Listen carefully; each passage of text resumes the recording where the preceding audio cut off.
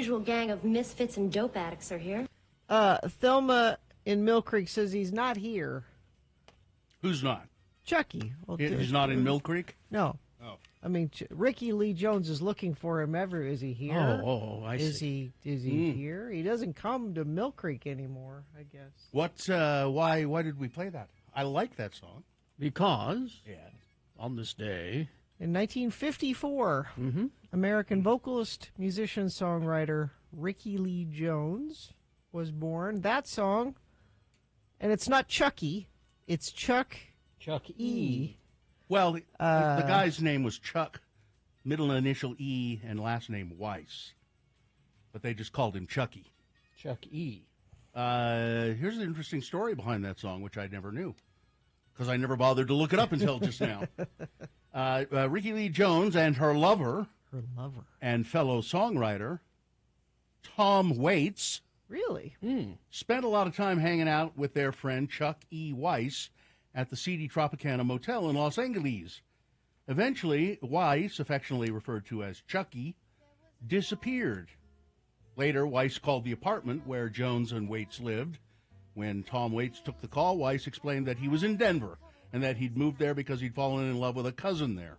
A cousin? Yeah, well, you know, a distant cousin. When Tom Waits hung up, he announced to Jones, "Well, Chucky's in love." And Jones liked the sound of that sentence and wrote the song around it. Although toward the end of Chuck E's in Love, the lyrics stale, Chucky's in love with a little girl singing this song. The twisting ending is fictional. Jones was never the girl with whom Chucky was in love. Oh, okay. Sure. But she just kind of made that part up. There are pictures of her. I guess it's the cover of her first record, and she's got something in her mouth, and I don't know what that is. Smoke. Is she smoking something? She's smoking something. Is that smoking, or like a pipe, or weird? Never really had another hit.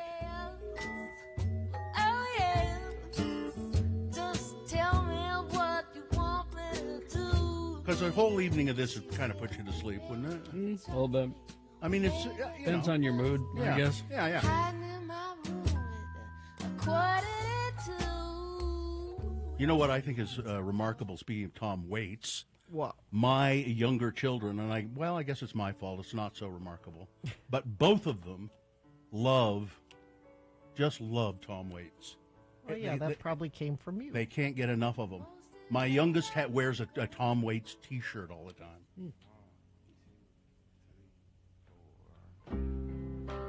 What's this? This is another one for if you're in the mood. No, it's Tom Waits. Is it?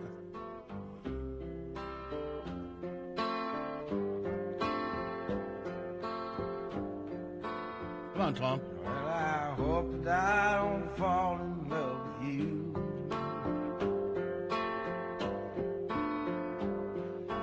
Falling in love just makes me blue.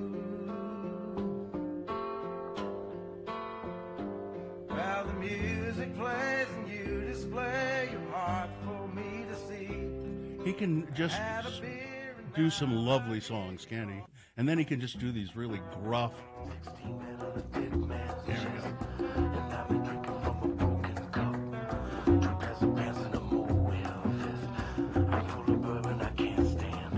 You find Eyeball Kid? I'm full of bourbon. I can't stand up. Yeah. Eyeball Kid is one of my favorites. It's kind of, I don't know if it's real available.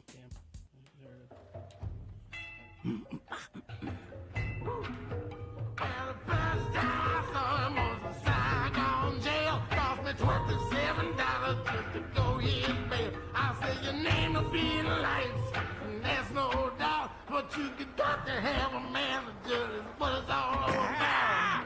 Yeah. The people would point, people would stare. I always be here to protect you and to cut down on the glare. I know you can't speak. I know you can't sign, so try right here on the dotted line.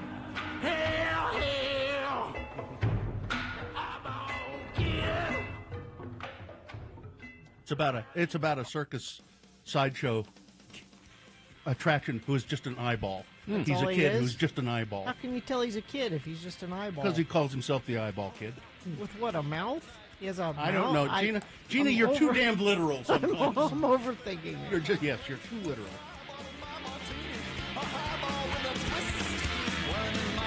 Who did this?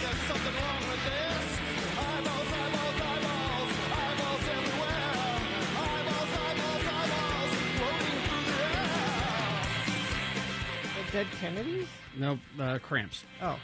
Eyeball Close. in my martini. I'm going to make a playlist of nothing but songs about eyeballs.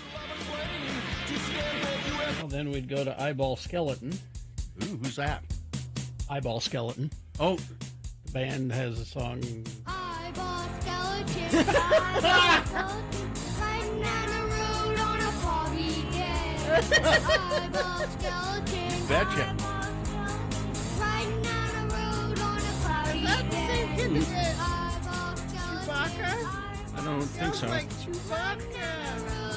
No, because that was Jaden and the Beat Droids. This is Eyeball Skeleton. I'm sorry. It's Eyeball Skeleton. riding down the road on a starry That's a hit. Yeah. Would you like to hear more from Eyeball Skeleton? Yeah. Oh, okay. This is the Smoky Turtle. How from old Eyeball is this? Skeleton. I don't know.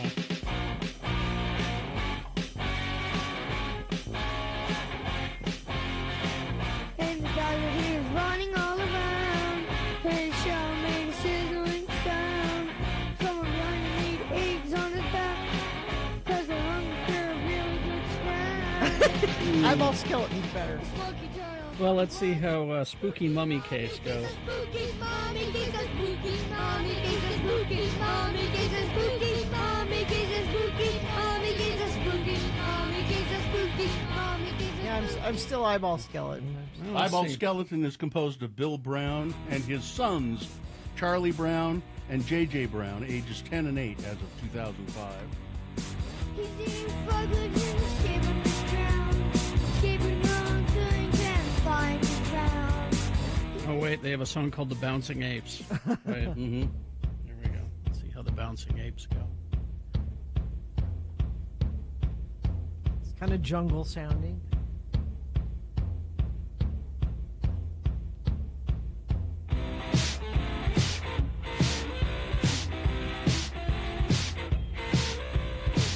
They're swinging from tree to tree. On guys that really want. One is scratching his armpit. Cause someone told him that he got bit. The band appeared on the TV show, Eyeball Skeleton, appeared on the TV show Pancake Mountain, a children's television show created by filmmaker Scott Stuckey, an alt-rock guerrilla show for kids. Down the road on a foggy day. Eyeball skeleton, eyeball skeleton, And they also went on tour with the French Kicks and Drums and Tuba. Oh, there you go. eyeball skeleton. I think Eyeball Skeleton's the hit, though. That's the hit. That's the hit. Down the road on a rainy day. Eyeball skeleton, Yeah. eyeball There you go. From the sublime to the ridiculous. This has been Farting Around with Carrie, Bill, and Gina on X96, Radio from Hell. All right. That truly is farting around, isn't It it? was. We never know where it's going to go. That's not planned out at all. It Oh, just come sort on, of- Gina. People could tell that was totally scripted. We can take a break now. Then we'll come back, and you can check in with us and tell us your favorite Eyeball Skeleton song. Text us if you'd like, 33986. Check in. But you know what? You can call us on the phone early here in the morning, 877-602-9696. We want to know how you're holding up. All right.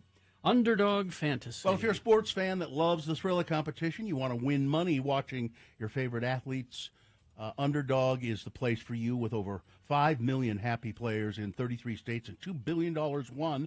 Underdog makes it easy and fun to cash in on your sports knowledge and to test your predictions. You pick higher or lower on player stats like touchdowns, three-pointers, and you can win up to 1,000 times your money. 1,000 times. And they offer all your favorite leagues and stats. They offer NFL, NBA, NFL, and more. Underdog puts the control in your hands as well. This season, Underdog is running a special promo or bonus almost every day, like Profit Boost, pump up your winning, and just tap, and you can apply the winnings to eligible entries and discounts. You'll get adjusted projection on your certain players and stats to give you a better shot at a big win. Free picks are basically a sure thing. You can boost your profits on all entries by 20%. So download the app or sign up with the promo code ALLRED and deposit now to get up to $1,000 in bonus cash instantly. You've got to be 18 years of age or older, present in a state where Underdog Fantasy operates. Terms apply. Concerned with your play, call 1-800-GAMBLER or visit ncpgambling.org.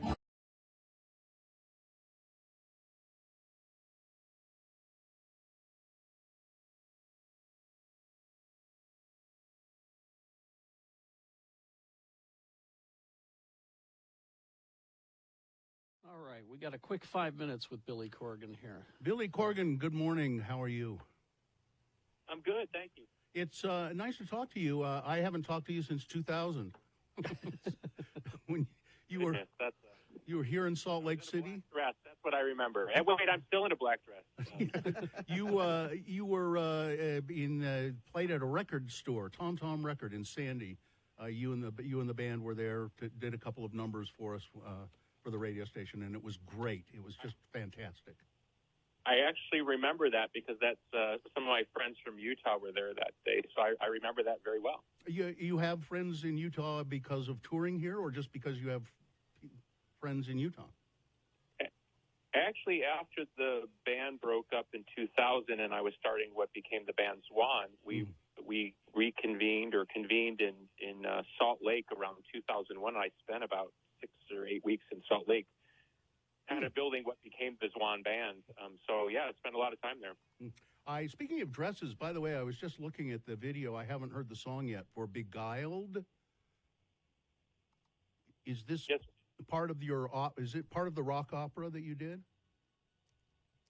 The song? Yeah. Yes, sir. Yeah. Yeah, and you're wearing this white. I don't know what to call it. A gown. I mean, it's geez. It's just a. Me neither. It's just incredible. It's really quite striking, actually. Now that I see it. Yeah. Thank you. Yeah. Somebody said to me, "Why are you wearing a dress in the video?" I said, "Because I'm marrying myself." That's a very artistic answer for saying I really don't know why I'm wearing a dress in the video. Because it looks great. That's why. Yeah. Look,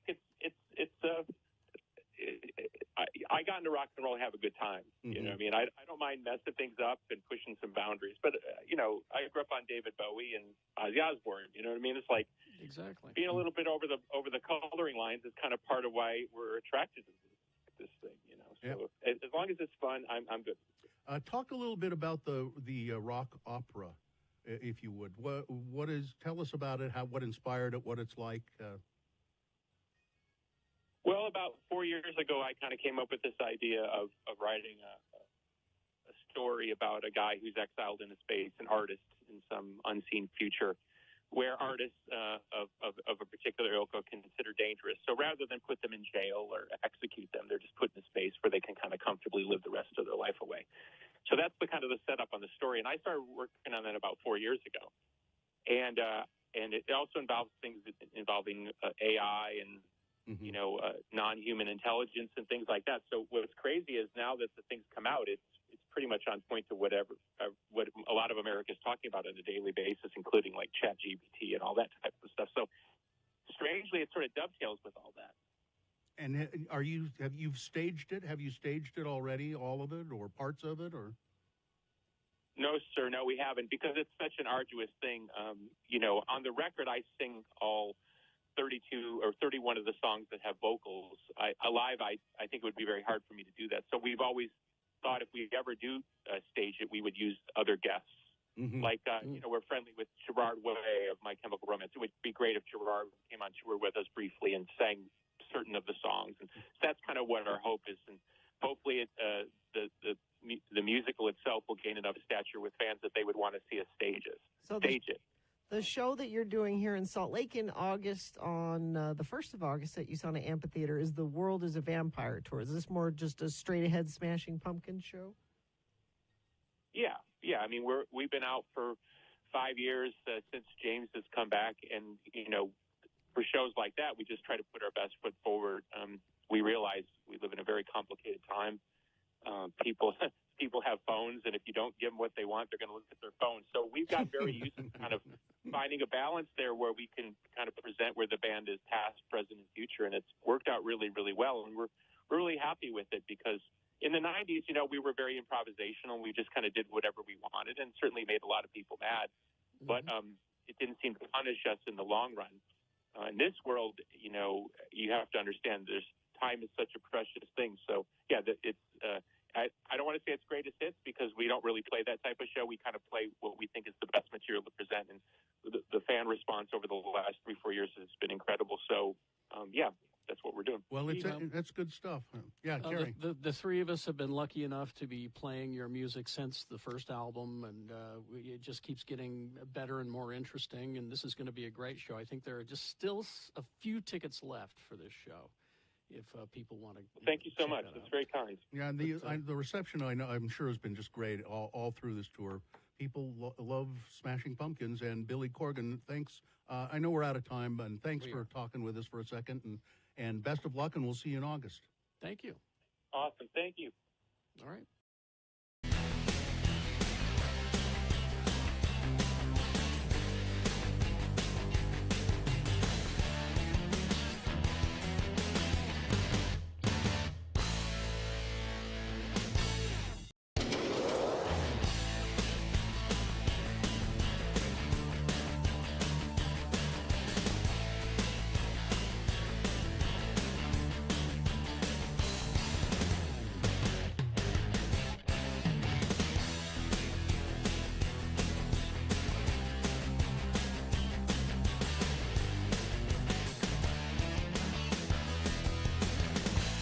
All right, 6:23. Let's get this over with. That drop you just played reminded me of.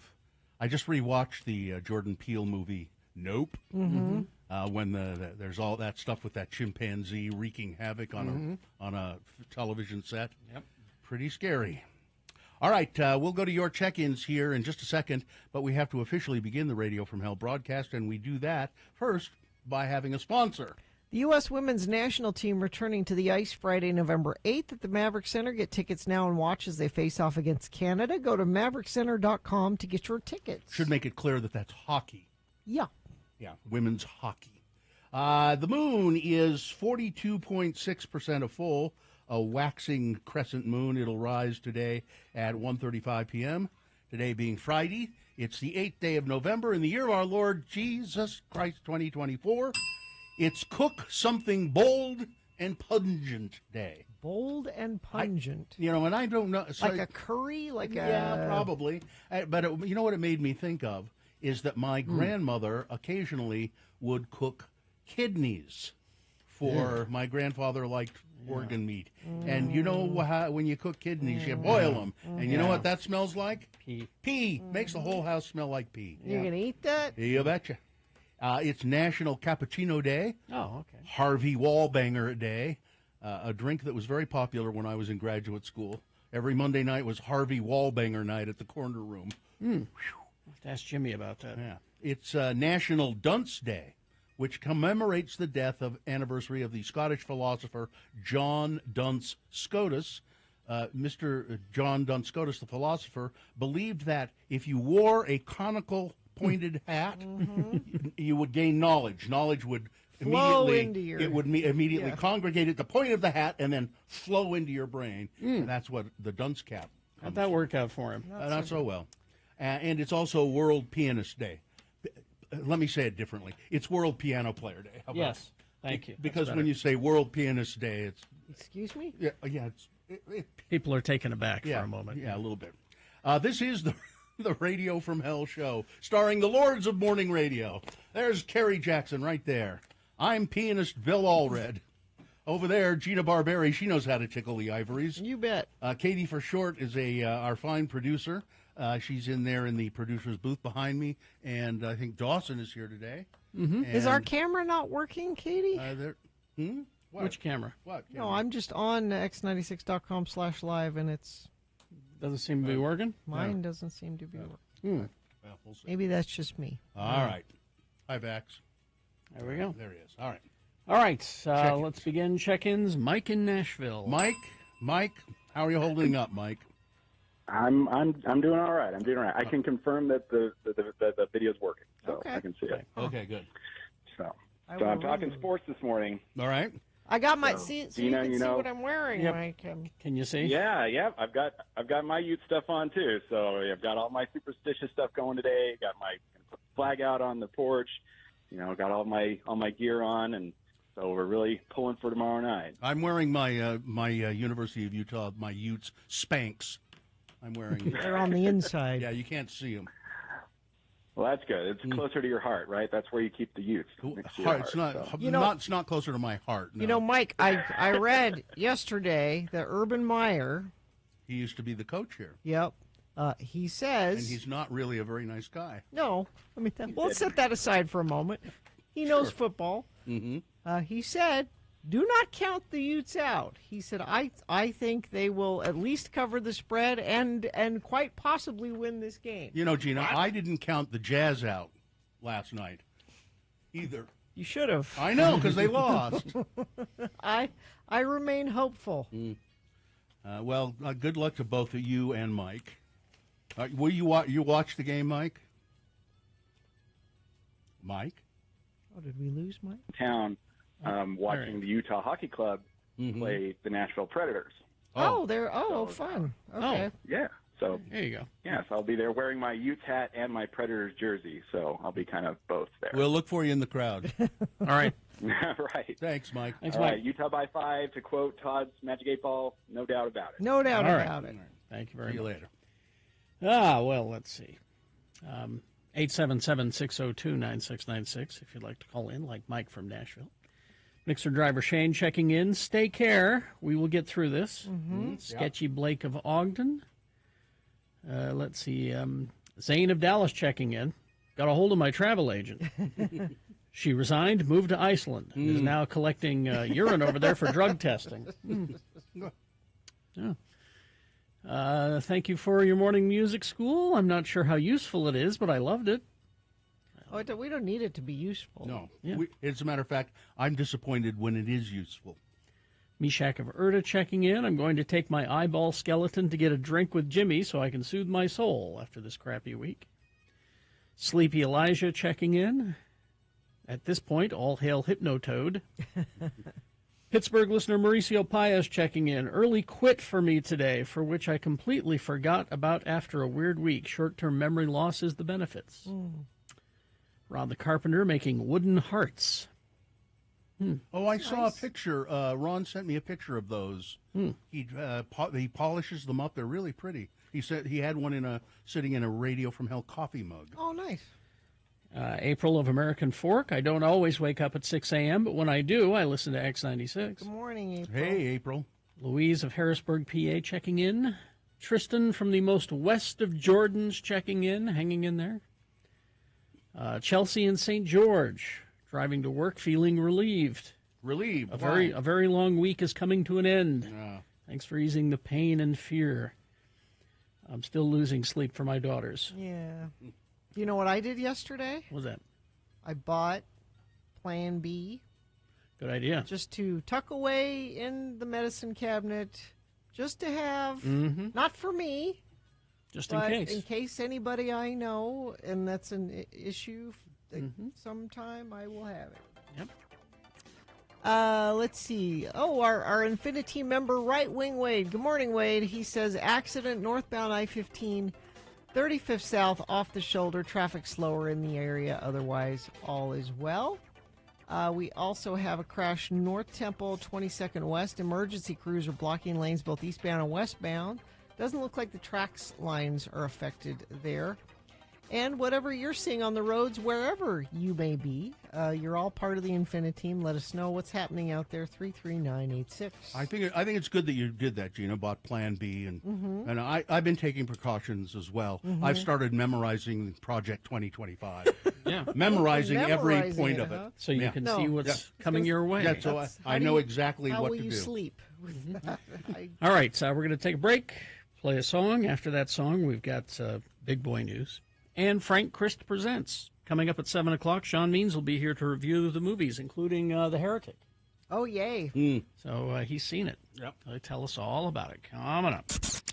Yeah, you listen to Radio from Hell in your...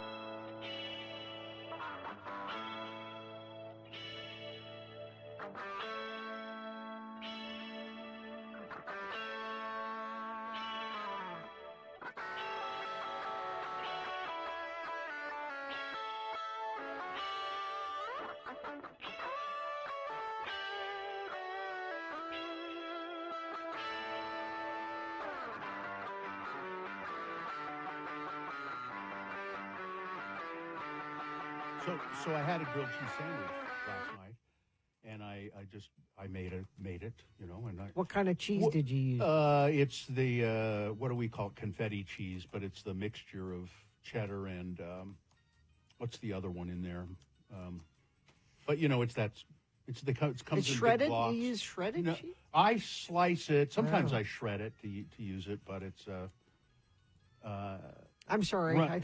I thought you were just going to say Gruyere and move on. but I got to thinking about the grilled cheese sandwich, and then I looked online for grilled cheese. Why are there so many recipes for the simplest of the thing? It's a grilled cheese sandwich. There are hundreds of recipes about, you know, like I'm just looking at this website right now, the air fryer grilled cheese sandwich. Yeah. The loaded grilled cheese Wait sandwich. a minute. Stop it. Stop What? an air-fried grilled cheese. It's an air-fried cheese sandwich. It's not an air-fried grilled? grilled cheese sandwich. Well, take it up with the Pioneer Woman, okay? Not me. The pesto caprese panini grilled cheese sandwich. Well, that's a panini. The ultimate grilled cheese sandwich. The Green Goddess grilled cheese sandwich. Buffalo chicken grilled cheese sandwich. Pizza grilled cheese sandwich. Grilled cheese roll-ups. Well, that's not even a sandwich. The best grilled cheese, the awesome grilled cheese sandwich recipe. Why were you looking up recipes? You wanted to shake things up a bit? Well, I thought, am I doing this the best way? You know, making the grilled cheese sandwich the best way. And now I see there are, we don't need all of the apple bacon cheddar grilled cheese sandwich, the Irish grilled cheese sandwich. What makes it Irish? Bread? Soda bread? Zingy, typical Irish ingredient, zingy Irish mustard and aged Irish cheddar cheese. Take it up with the Pioneer Woman, Gina. I don't. Ree Drummond? Yeah. We got other problems with the Pioneer Woman, okay? The corned beef grilled cheese sandwich. Well, that's not a grilled cheese sandwich, is it? What problems do you have with the Pioneer Ask her where she Woman? got her land, okay? Where did she get her steal land? It's a whole Osage, Oh, is Killers it of the really? Flower Moon kind of a situation, apparently. Really? That's what I'm hearing, anyway. Well, Back to grilled cheese. I actually, a sheet pan grilled cheese sandwich. Then it's not a grill. Mini grilled cheese. Why do we need? I mean, it's too confusing. Why do we need all the... It's too confusing. It's not confusing. It's all delicious. I just want a grilled cheese sandwich. But maybe you wanted a little to kick it up a notch. Yeah, How about the baked potato grilled cheese sandwich? sure. I can't believe I'm defending grilled cheese sandwich. I'll try all the... Yeah, you of all people. You know what bugs me about Ree Drummond? Well, two things. Two things. The Pioneer Woman. Now, again, that's my I sign-off have today. not researched this, all Okay, right? This so, is yeah, just things that shouldn't- I've heard, So, okay? well, let's not make those claims. I have not checked to see whether they're true or not. But here's what I know is true: that her dimples are too deep, and she's always. I will stay at home and cook while the boys are out mending fences. Yeah. I don't believe they actually exist. The boys? Well, you see them do it, and then You do? and, yeah, and Okay. then she takes a lot of times she takes the food out Because to them. I don't watch the show, but on the rare occasion that I've seen it, I never see anyone else but her. You know what bugs me about Ree Drummond? I have strong opinions. It's like, and On it's the like the Pioneer barefoot Contessa too.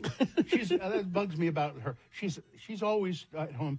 I'm making this. Jeffrey will be home any minute. I don't believe Jeffrey exists. He either. does. I've seen him. He comes home with his buddies and makes Ina feed them. Feed my buddies. Feed Ina. my buddies. We've been out drinking. And Jeffrey is. You know, when we have grilled cheese and soup for dinner, Well, you don't have it. I have toast and soup. Of course you do. That's what I have. It's just toast. And, you know, when Gina gets toast, she doesn't like any butter on it. No, dry white toast. Me and Dan Aykroyd. You and Elwood. Why would you want dry white toast ever? I prefer it. Because because you don't want any real taste sensations going on at all.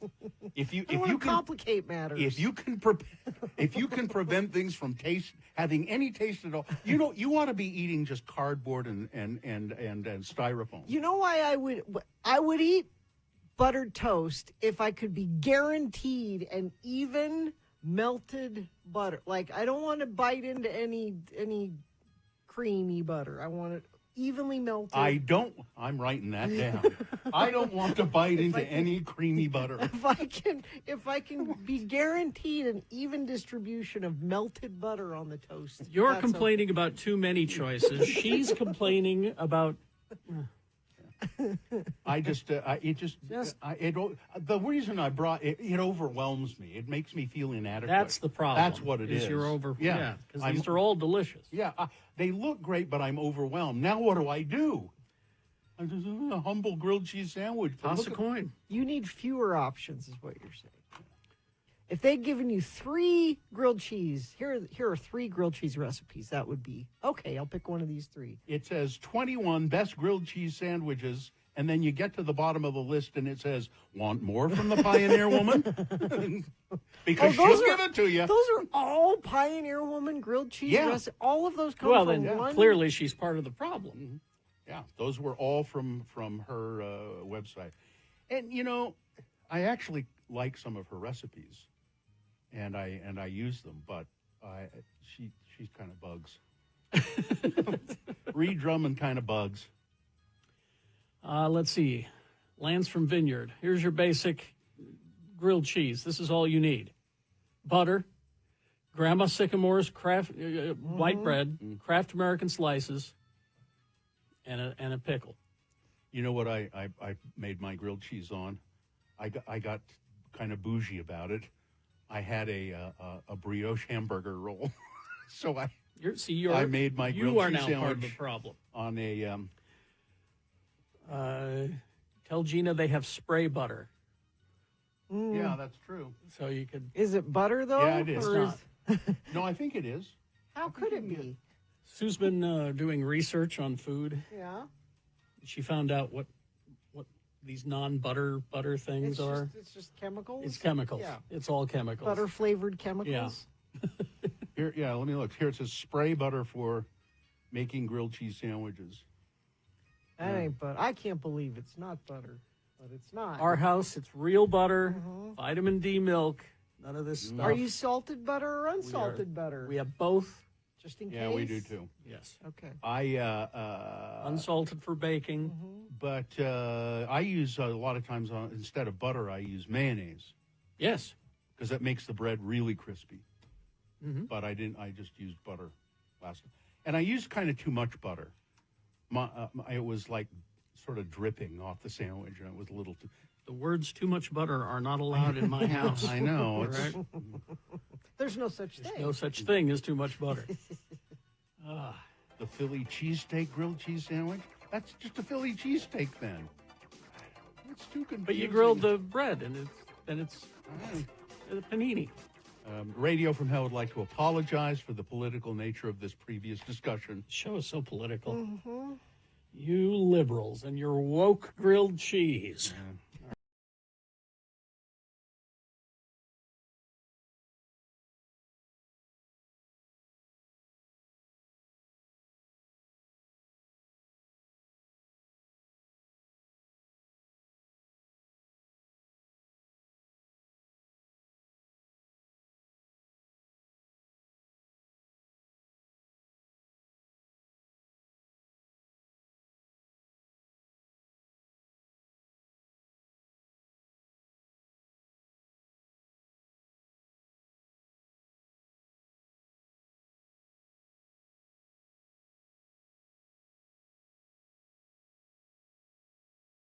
Because, well, it was yesterday, but Well, worth revisiting. yeah, On this day in 1988, REM released their 6th studio album, Green.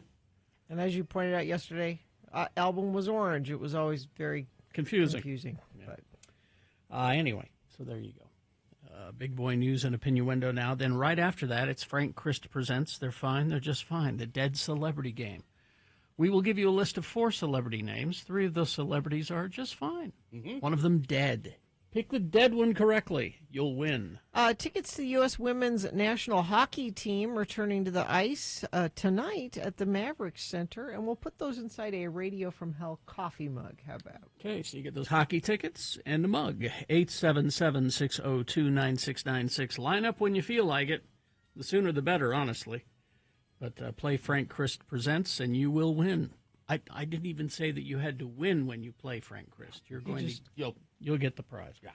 877-602-9696. Right now it's Big Boy News and Opinioendo brought to you by America's first Nutcracker is nostalgic, charming, and magical. Witness the historic 80th anniversary of the Nutcracker opening December 6th with magical music of Tchaikovsky performed live by Ballet West Orchestra. Tickets at balletwest.org. Tragedy. He was one of a kind. He was an original. He will be missed. Ooh. You've got mail. That guy. Elwood Edwards, voice of AOL's You've Got Mail, dies at the age of 74. Mr. Edwards, the iconic voice of You've Got Mail. He died after a long illness. Elwood died the day before his 75th birthday. His former employer, WKYC TV Studios in Cleveland, Ohio, confirmed the sad news. The details of the illness remain unclear. Elwood was a staple of the Ohio TV station for years, working as a graphics whiz, camera operator, among other things. But it was back in 1989. He struck gold, baby. Did he? I want to know how much he made off here, that. listen. Okay. Earning worldwide You've got fame. mail. Oh. Is that it? Is that it? Mm-hmm. Let me hear it again. Hang on. You've got mail. He earned a spot in internet history. He recorded 4 simple lines. Welcome. You've got mail. Files done. And goodbye. In exchange, he pocketed a cool $200. That's it? $200. The company, known as AOL, blew up. Millions worldwide heard his voice every time they logged onto the internet. And it's interesting, my friend Jerry James still has his AOL account. His email is at AOL, at AOL.com. And just one other, that was always sort of a comforting sound in a way. Mm-hmm.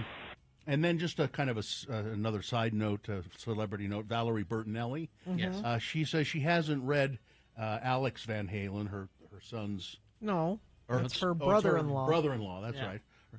Wolfie is her son. Yeah. Hasn't read Alex Van Halen's book because she can't read. No, she knows it's going to be too sad, too emotional. I would think so. I can't read it. Now, here we go. Donald Trump says that Susan Summerall Wiles will be his White House chief of staff. I give her 6 months. Yeah. Wiles was Trump's campaign manager for 2024, overseeing the run that saw Trump take a decisive victory in the popular vote and the Electoral College, including swing states. Wiles worked on the Trump campaign in 2016 as well, as for Florida Governor Rick Scott and Ron DeSantis at various times. Wiles, who is 76, has generally kept a low profile. She will be the first woman to hold the office of chief of staff. And she's, interesting side note, she's famed sportscaster Pat Summerall's daughter. So in the first term, Trump went through 4 people in that position. Yeah. So, yeah, I think you're right, Gina, about 6 months. Yep. Russian President Vladimir Putin on Thursday congratulated Donald Trump on his election victory. We did it, buddy. In his first public comment on the U.S. vote, and he praised the president-elect's courage during the July assassination attempt. His behavior at the moment of an attempt on his life left an impression on me. He turned out to be a brave man, Putin said. And now we can get together and just figure out how I can put the screws on Ukraine. Yeah. Because what's going to end up happening with that is Russia's just going to get all the land that they have. Yeah. Yep. And what that tells us, the world is, if you're bigger and stronger, you can just go in and take what you want, and that's okay. Say with goodbye. everybody. Say goodbye to Ukraine. Just horrible devastation in that explosion in South Jordan. Local fire investigators have determined what caused that explosion at a South Jordan home that killed a 15-year-old boy. That was the victim. Thursday evening, they said a natural gas leak was the cause of the explosion, and 2 alarm fire that destroyed the home and claimed the life of this 15-year-old Bingham High School student. A full day after the house explosion in South Jordan killed the boy and forced evacuations of nearby homes, the gravity of what had occurred in their backyards is just starting to set in for the neighbors. It's just horrible to see the devastation, said nearby neighbor Carol Lee Doremus. Doremus said she heard the explosion, couldn't imagine what it was until her daughter told her what happened. Now, why there was a gas leak, don't know. That's still under investigation. They hopefully will find the cause of that. Senator Mike Lee, who reportedly has been placed on a short list for U.S. Attorney General, said he isn't looking to give up his position in the Senate. Lee has been engaged in frequent conversations with the Trump transition team. He said in an interview with the Deseret News that he plans to aid Trump in any way he can, but right now, I have the job I want. Yeah. I'd rather be on the Supreme Court, actually, he said. I can sit here and be unaccountable to anything and tweet all day. No, Bill, you're not joking. That's exactly what he's waiting for. Yeah. I know. He didn't say that. I know that, but that's what I'm... you're not wrong, is what I'm saying. You're... I know. I'm always right. A federal judge on Thursday threatened to hold former New York City Mayor Rudy Giuliani in civil contempt for failing to surrender his luxury apartment and other belongings to 2 Georgia election workers that he defamed and to whom he owes $148 million. U.S. District Judge Louis Lyman in Manhattan ordered Giuliani, formerly a U.S. attorney, formerly the personal lawyer to Donald Trump, to hand over property to Ruby Freeman and her daughter Wanda Shea Moss within 7 days. The property would partially satisfy a judgment that the Washington jury in December awarded the two. Freeman and Moss say Giuliani is resisting their collection efforts and ignoring questions about his property and where it's located because he cleaned out his apartment of everything that he could possibly get out of there. He's not going to be in contempt if he's made efforts, and it's impossible to comply with the order, but that's the standard I'm going to hold him to, said Judge Lyman. Giuliani told reporters that after the hearing that he would turn over everything he was legally required to. They can have all my property, but, I mean, they can't take the clothes off my back. And this watch was my grandfather's watch, and it's a really nice watch. If this were any of us, I don't. We'd be in jail. See this Mercedes? That's my Lauren Bacall had this Mercedes, and it's mine, and I don't. And even if he does turn over all that stuff, he's not going to get anywhere close to the $148 million he owes them. At least 10 deaths and 100 hospitalizations have been linked to off-brand versions of Ozempic and Wegovy in the United States. The manufacturer of the weight loss drugs warned on Wednesday. Novo Nordisk cited data from the U.S. Food and Drug Administration. Adverse reactions to compounded versions of semaglutide. They say they're I guess they're kind of trying to scare people into not using it and use their more expensive. But I mean, if 10 people have died from the use of it, 100 hospitalizations, that's well, because part of the problem is Ozempic comes in a pre-filled It's measured out. Measured out for you. Yeah. These compounded places will give you a little vial of it, and you have to do it yourself. And people are like, well, if one's good, two's better. Two's better, yeah. And it's more that problem. Well, this won't be a problem soon. Mr. Brainworm will take care of all of this. A Southern California wildfire has destroyed 132 structures, mostly homes, in less than 2 days, fire officials said. As raging winds were forecast to ease a little bit. The fire started Wednesday in Ventura County. It has grown to 32 square miles. 10 people have been injured. Lots of evacuations. 88 structures were damaged.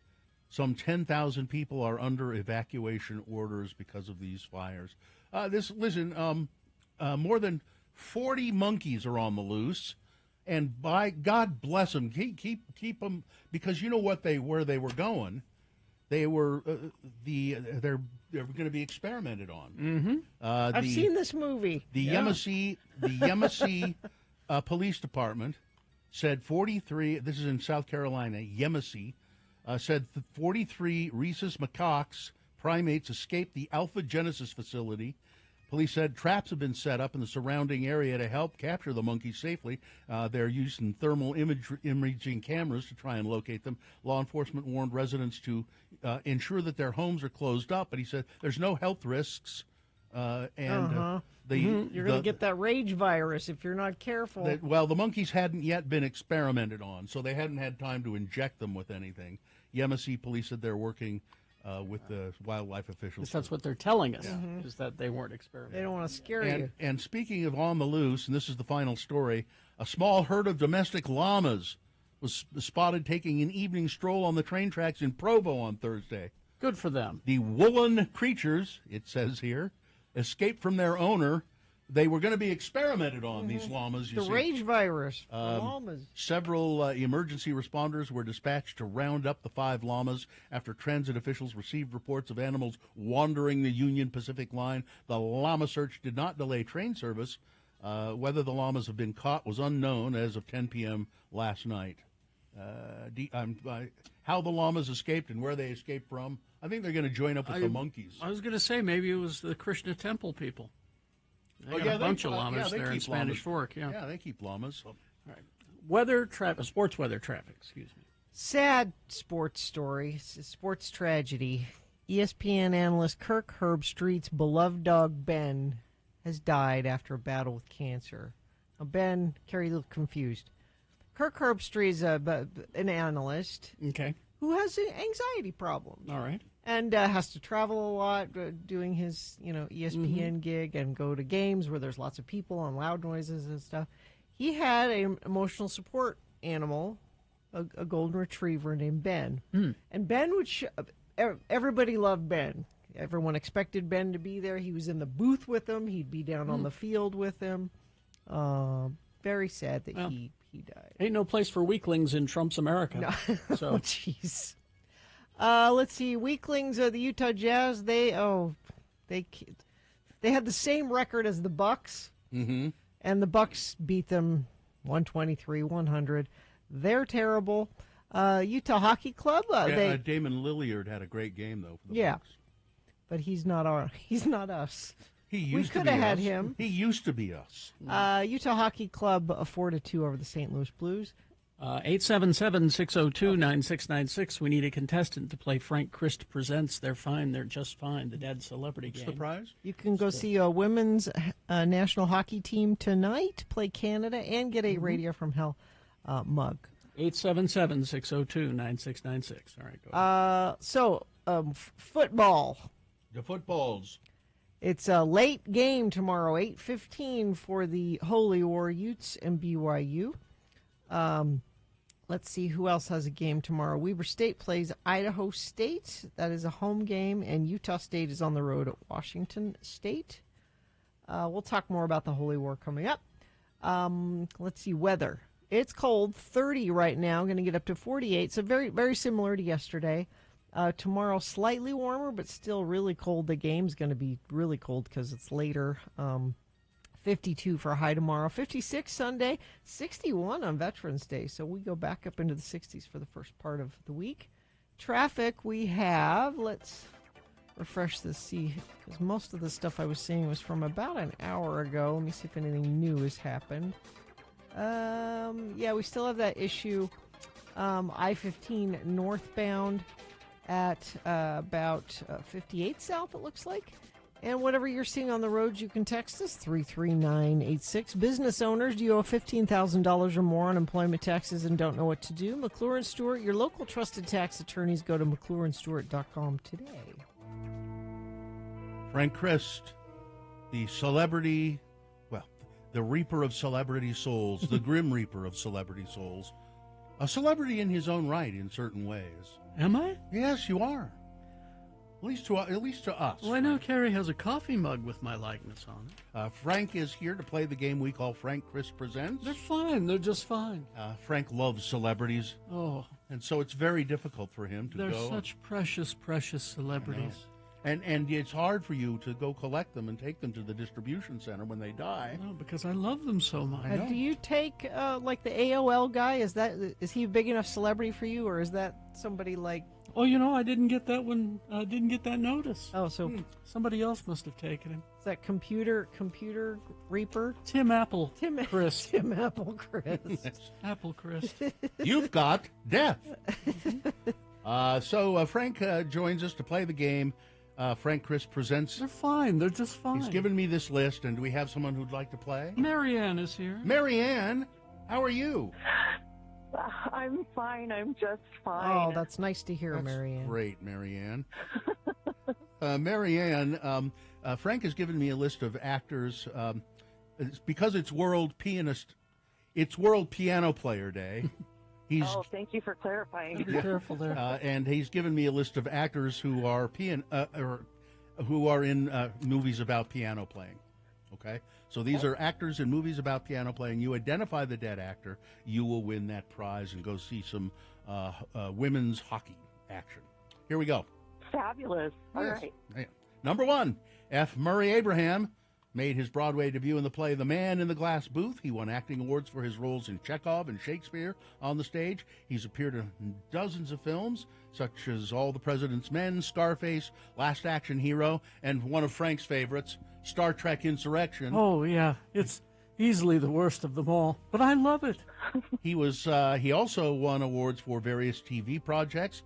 F. Murray Abraham won an Academy Award for his piano movie, Amadeus. Number 1, F. Murray Abraham. Number 2, Billy Greenbush. He appeared in many movies, just a few of them. The Culpeper Cattle Company, 40 Carats, Electric Glide in Blue, Alice Doesn't Live Here Anymore, and The Call of the Wild. He played Elvis Presley's father twice in a TV project called Elvis and in a movie called Elvis and Me.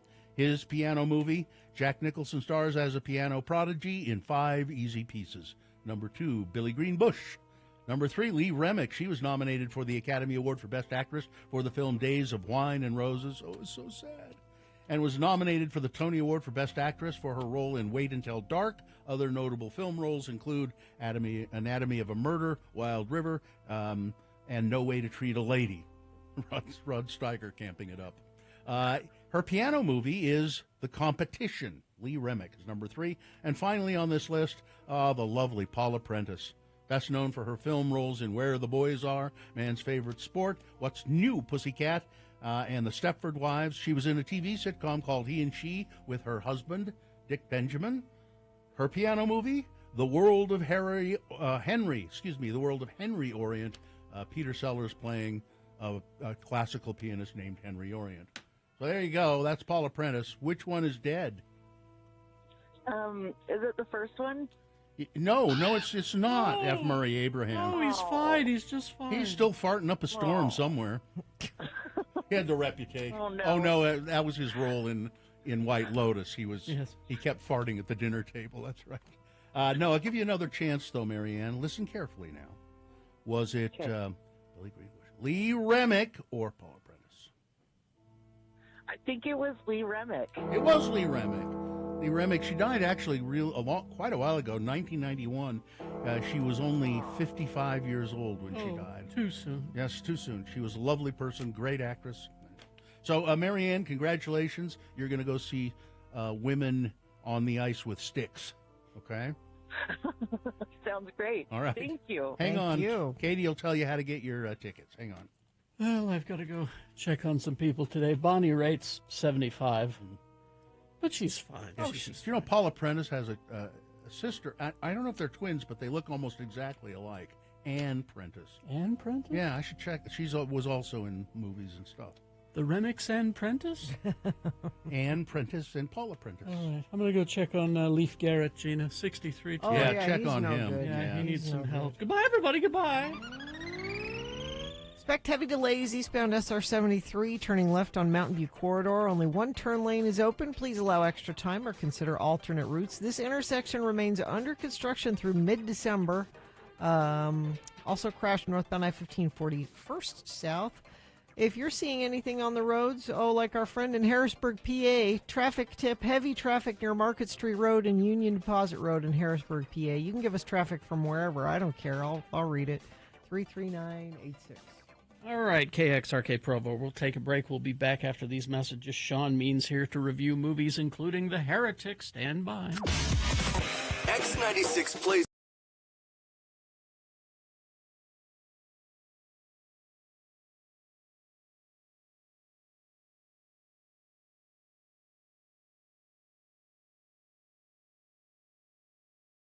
Beat Gina is brought to you by Christopher's Prime Steakhouse is simply Utah's best steakhouse, the perfect spot for a wonderful date night. Reserve your table at christophersut.com, located at 110 West Broadway.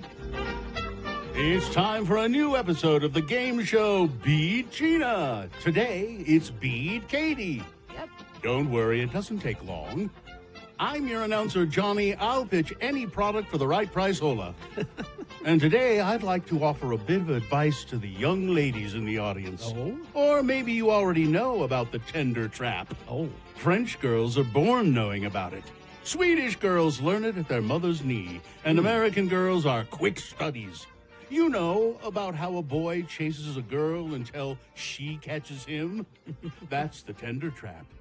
Every girl who sets one knows how. But don't forget this. Boys love to eat. And they love Wonder sandwiches. So get Wonder Bread going for you, too. You can't lose. Wonder Bread enriched sandwiches. It helps catch boys. Huh? Okay. I read the copy Wonder gives me. Okay. Fair. And now let me introduce a man who has obviously eaten his share of Wonder Bread because he has a strong body that was obviously built 12 ways. Yes. The best game show host since sliced bread, Thank you. Carrie Jackson. Oh, Johnny Ola, thank you so much. You're welcome. All right, the randomizer has chosen a contestant. It looks like it's Jamie. Hello, Jamie. Hey. All right, Hi, Jamie. Jamie. We're going to Hello. we're going to toss a coin to see who goes first. It will give you an advantage in the game. Please call it heads or tails, Jamie.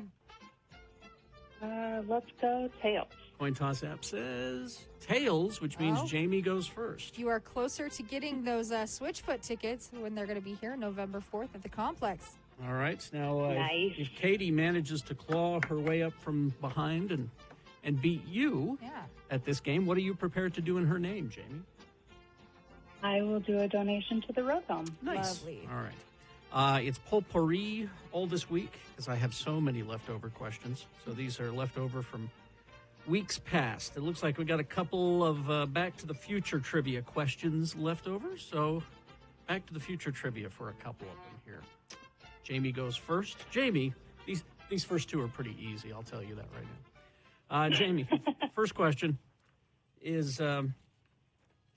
what is the name of the dance that George and Lorraine attend in 1955? The blank dance. Is it 1, several species of small furry animals gathered together in a cave and grooving with a picked dance?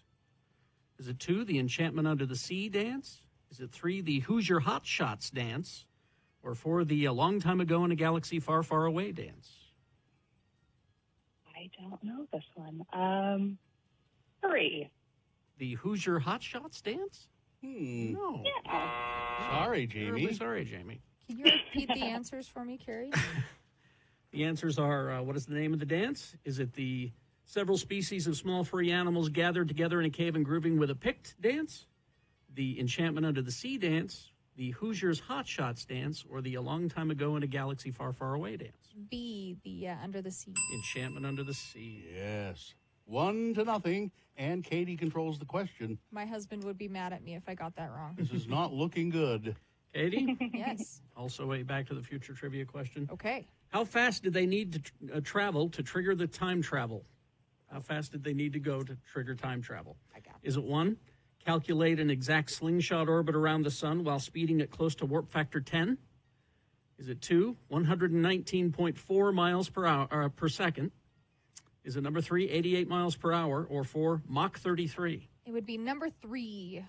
88 miles. I told you these two were easy. My husband right. has embedded Back to the Future into my head. It's 2-0 for Katie. Jamie, it's your turn. See if you can get back into the game. All right, Jamie, let's find you some easy Indiana Jones and the Temple of Doom trivia. I watched this weekend. Oh. No. Jamie, Kate Capshaw does this a total of 71 times in the movie, but had to learn how to do it properly. What is it? Is it 1, scream, 2, cry, 3, ride an elephant, or 4, ride Harrison Ford? Is it ride an elephant? No. Oh, I'm so sorry. Oh, Dang it. I think this is for the win, Katie. I did watch this weekend, and one thing she does a lot, and I assume she had to learn how to do it, is scream. Scream is correct. And there you go. Katie wins the game in a not easy clean to scream. sweep. I mean, it's just amazing. 3-0. Sorry, Jamie. Wow. It's Yeah, I'm just, so sorry about that. It's Okay, so, good job, Katie. it's so pathetic. Why don't you give her the damn It is tickets? not pathetic. She tried her best, so I will give you those Switchfoot tickets as you do the donation to the road home for me. All right. All right, hang on the Awesome. line. Thank you. Hang on. Hang on, Jamie. Listen, it's time for me to go. I got to make a new plan, Stan.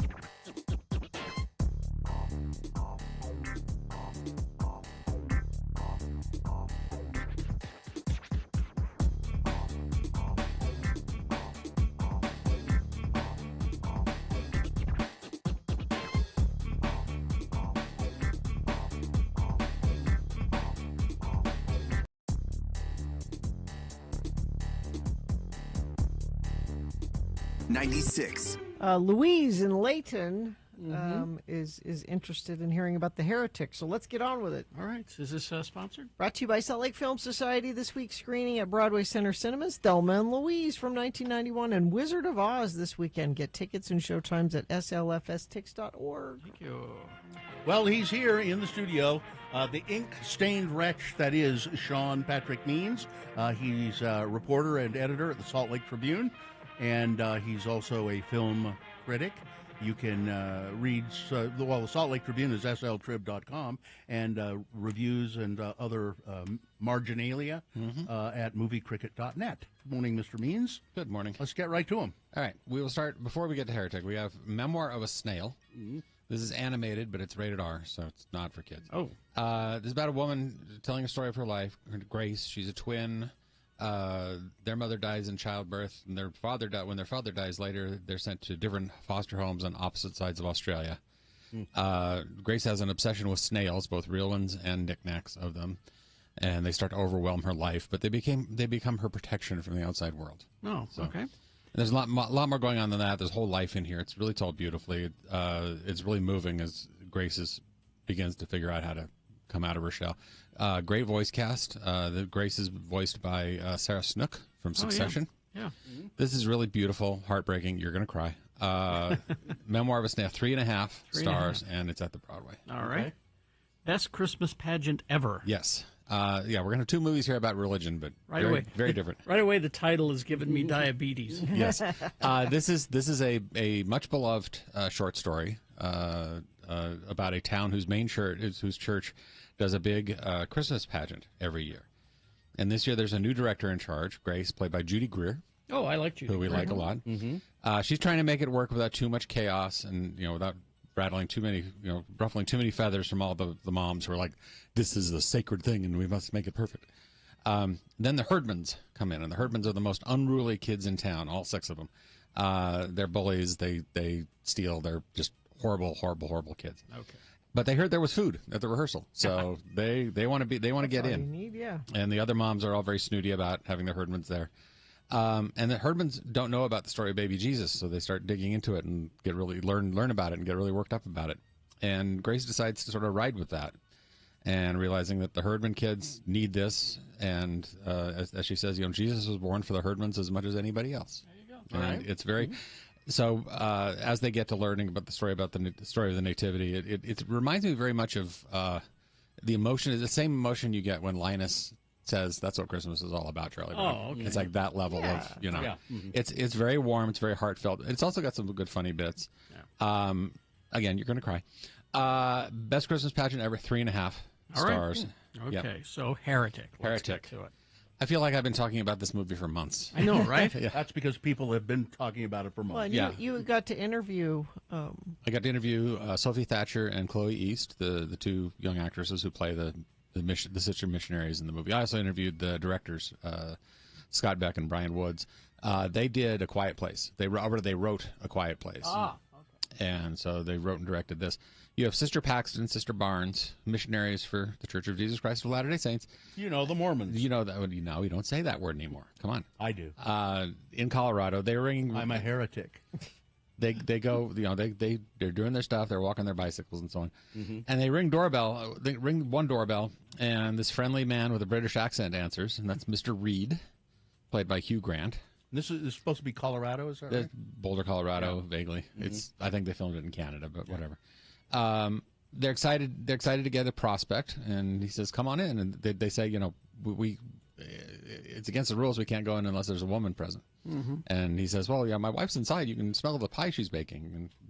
And it's raining and stuff outside, so they're like, "Okay, we're fine."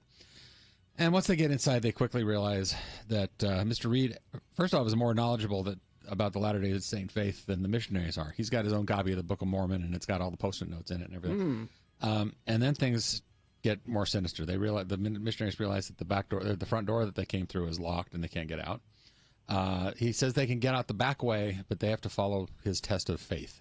Okay, this is the interesting part. And it becomes sort of a cat and mouse game, and the missionaries realize they have to keep their wits if they want to get out of the house. And Mr. Reed has his own ideas about what's going to go down. It's very dialogue driven. It's really interesting that the guys that wrote A Quiet Place, where there's almost no dialogue, they wrote a very dialogue-heavy movie, and really getting into the idea of religion and what religion is, and they get in about faith and doubt and how one religion is influenced by another and so on. There's a lot of interesting metaphors here, including Monopoly and Radiohead's Creep. Okay, for reasons that will make sense when you see the movie. Okay.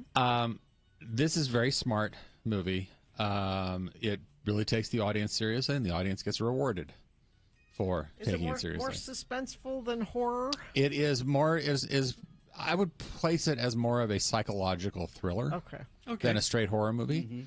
There are elements of horror. I mean, this is not a Terrifier 3 type of buckets of blood type of thing. No. It's much. Who do we end up rooting for, Mr. Reed or the missionaries? we are definitely on the side of the missionaries here. Yes. Okay. Great. I mean, Hugh Grant. Oh my gosh, he's definitely into his villain phase of his career. If you look at like the Dungeons and Dragons movie, and Paddington 2, he's definitely embracing that dark side and playing off that floppy charm that he gave us from Notting Then and Four Weddings and a Funeral and so on. You would trust him initially. Exactly. He seems so nice. And then the two actresses, Sophie Thatcher, you would know from Yellow Jackets. She was Juliette. She's the Juliette Lewis character, younger. Chloe East, if you saw The Fabelmans, she was the girlfriend, the Christian girlfriend. So they're both really good, and their dynamic is like the more jaded senior missionary and the younger, enthusiastic one. But their dynamic also changes as the thing goes. So you liked it? Yes. Is there reason for people, members of the Church of Jesus Christ of Latter-day Saints, to dislike this movie? Well, it is rated R, which is usually one red flag right there for people of the faith. The church put out a statement. They're not particularly thrilled with this movie, just because it depicts violence against women. But I think it doesn't make them out as the bad people. I mean, they don't want to discourage people from going on missions because they're worried something like that. That's what they're worried about. And they also talk in the statement they put out. They also talk about how their training and their safety training and so on is very, very firm and very strict, and this sort of thing should not ever happen. So. Blueberry pie shouldn't come into play. And we don't know. And I mean, we don't have lots of instances of it happening. When the trailers first started coming out, one of our reporters actually talked to some folks who talked about their scary mission experiences and like close calls and so on. But it is pretty rare of anything like this happening. So 3.5. Huh? 3.5 stars for Heretic. All right, this will do well, huh? Yep, I think so. I look forward to. All right, what's next week? Next week we got Red 1 with J.K. Simmons as Santa Claus and The Rock and Chris Evans saving him from kidnapping or something. I don't know. And then the good one is A Real Pain, which is Jesse Eisenberg and Kieran Culkin. That was at Sundance. It's a really good movie. So I'm hearing good things. It was great. All right. Thank you, Sean. Nothing super right now you need to know about, except for expect heavy delays eastbound SR 73 turning left onto Mountain View Corridor. Only one turn lane is open. Allow extra time or consider alternate routes. This intersection remains under construction through mid-December. That's traffic. You want to see a established actor play a villain? I saw Longlegs. Nicolas Cage. Nicolas Cage. You should see it. We'll see it eventually. Boners coming up. Here are the candidates you'll be voting for. Boner candidate number 1. I wanted her to go to heaven and avoid the devil. Boner candidate number 2. And now her bowl is gone. And boner candidate number 3. She'll do anything I want and she won't talk back. Boner of the day, big boy news, all coming up after some messages and a song. The song is on vinyl, FYI. Underdog Fantasy. Yes, Underdog Fantasy, millions of people have been doing this, making sporting events on TV more exciting for themselves and winning some money. Underdog Fantasy is the place for you. Over 5 million happy players in 33 states. Underdog makes it easy and fun to cash in on your sports knowledge and test your predictions. It's simple to do. Even I can do it, and I'm not that big of a stat guy in sports, but you pick higher or lower on player stats like touchdowns or three-pointers, and you can win up to 1,000 times your money. Underdog puts the control in your hands, and this season, Underdog is running a special promo or bonus almost every day, like profit boost, pump up your winning. Just tap, and you apply the winnings to the eligible entries and discounts, and you get all of this stuff adjusted. You get adjusted protection on certain player stats that'll give you better shot at a big W. Free picks are basically a sure thing. So download the app, sign up with promo code ALLRED, ALLRED. Deposit now to get up to $1,000 in bonus cash instantly. You've got to be 18 years of age or older, present in the state where Underdog Fantasy operates. Terms apply. Concerned about your play, call 1-800-GAMBLER or visit ncpgambling.org. Surprised last night. I saw a tweet from our good friend of the program, Steph, Stephanie, who has her ears and eyes on everything. Yes, she's a valuable source. And somehow she saw this before I did. Because I came in and I asked Gina, why haven't we talked about this? So my sister, Mikhail, and I have been working with the University of Utah for months, trying to set up a scholarship in my dad, Tom Barberry's name. You might not know who he is or why that's important, but legendary radio guy here in Salt Lake. And a big supporter of the U, and we thought a nice way to honor him would be to have a communications scholarship set up in his name at the U. And the U's been fantastic to work with, and they've been so enthusiastic about this and appreciative of all the work he did over, 30 plus years. So is this a scholarship only if you want to go into radio, right? No, and actually we talked about that because, Bill, radio's a dying industry. I've heard that. And people are dying in it. It's more generalized than that, because actually he was more generalized than that. He had a radio show, but he also for 18 years wrote a column in the Tribune. He had several TV shows on KUED. He wrote for Salt Lake Magazine. He wrote for City Weekly. What you're saying is he had a hard time holding a job. No, he did all these at the Oh, same, I see. at Okay. the same time. Yeah. But for years, actually very similar to what we do here. If you don't know who my dad was, he had a show similar to what we do, kind of, an outlier, challenging the status quo, kind of, Well, just Except it was on AM. here, this sums it up. Just want you to know that I appreciate liberals like you and the way you judge us. It's a nice reminder that the real judgment will one day be upon us. So the U yesterday tweeted out a link to the scholarship. It says, to honor the legacy of late local media personality Tom Barberry, 1943 to 2021, his family's pledged $25,000 toward the establishment of the Voice of Reason Scholarship for students in the U of U Communication Department with an emphasis in journalism. And the first scholarship will be awarded spring semester. So Can I apply? Yeah, I mean, applications are open, Bill. Okay. I don't know if you're I might want to go back to school. But you can. So I'm bringing this up for two reasons. You can apply for the scholarship. I tweeted out a link. It's on my Facebook page too. Maybe we can put it on the Radio from Hell stuff as well. But also you can donate to the scholarship. So it's a legacy scholarship, meaning my sister and I put money in it to start it. But if we raise a certain amount, it will go on indefinitely. So this scholarship will be available for years to come. But it has to reach a certain level of money. Right. So either way, you can apply for it or help donate to it. And so how do you do that?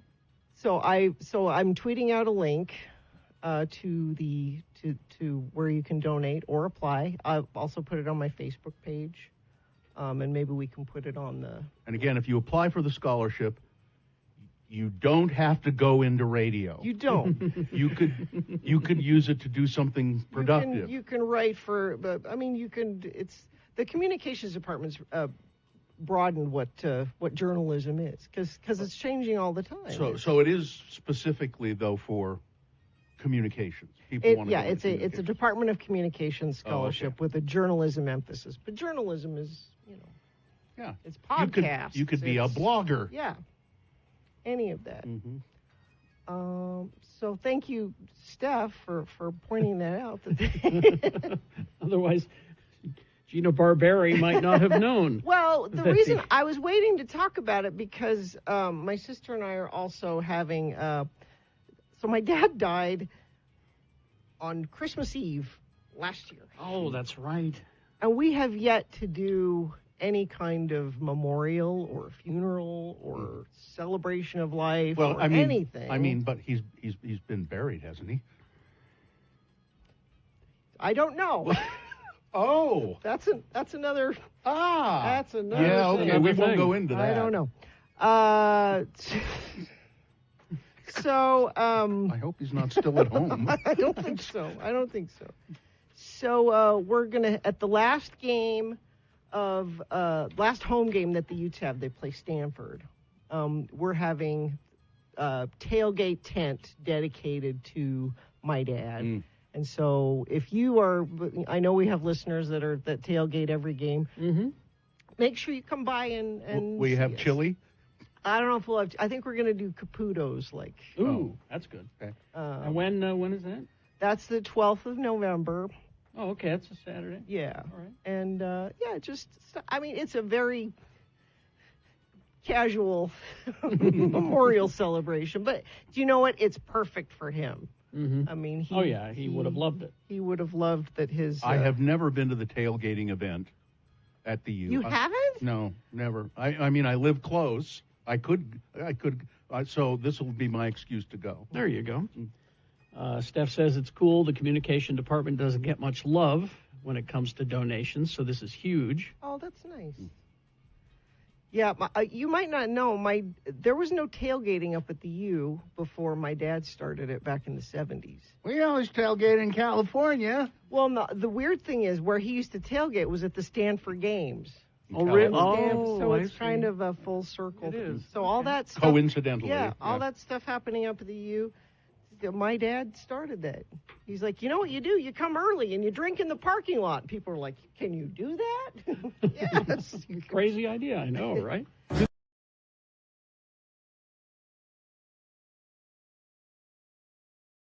The Cure was born. Nice. All right, time for Boner of the Day. These are 3 news stories. These are examples of bad, stupid, or funny human behavior. And you will decide with your vote of these 3 candidates which one is the worst, which one deserves to be Boner of the Day for today, November 8th, 2024. We'll give you 2 candidates now, a third after the news. Once you've heard all 3, you will vote. One of you lucky random Boner voters will receive... Can't buy it, gotta win it. Radio from Hell Boner T-shirt. All right, Boner candidate number 1.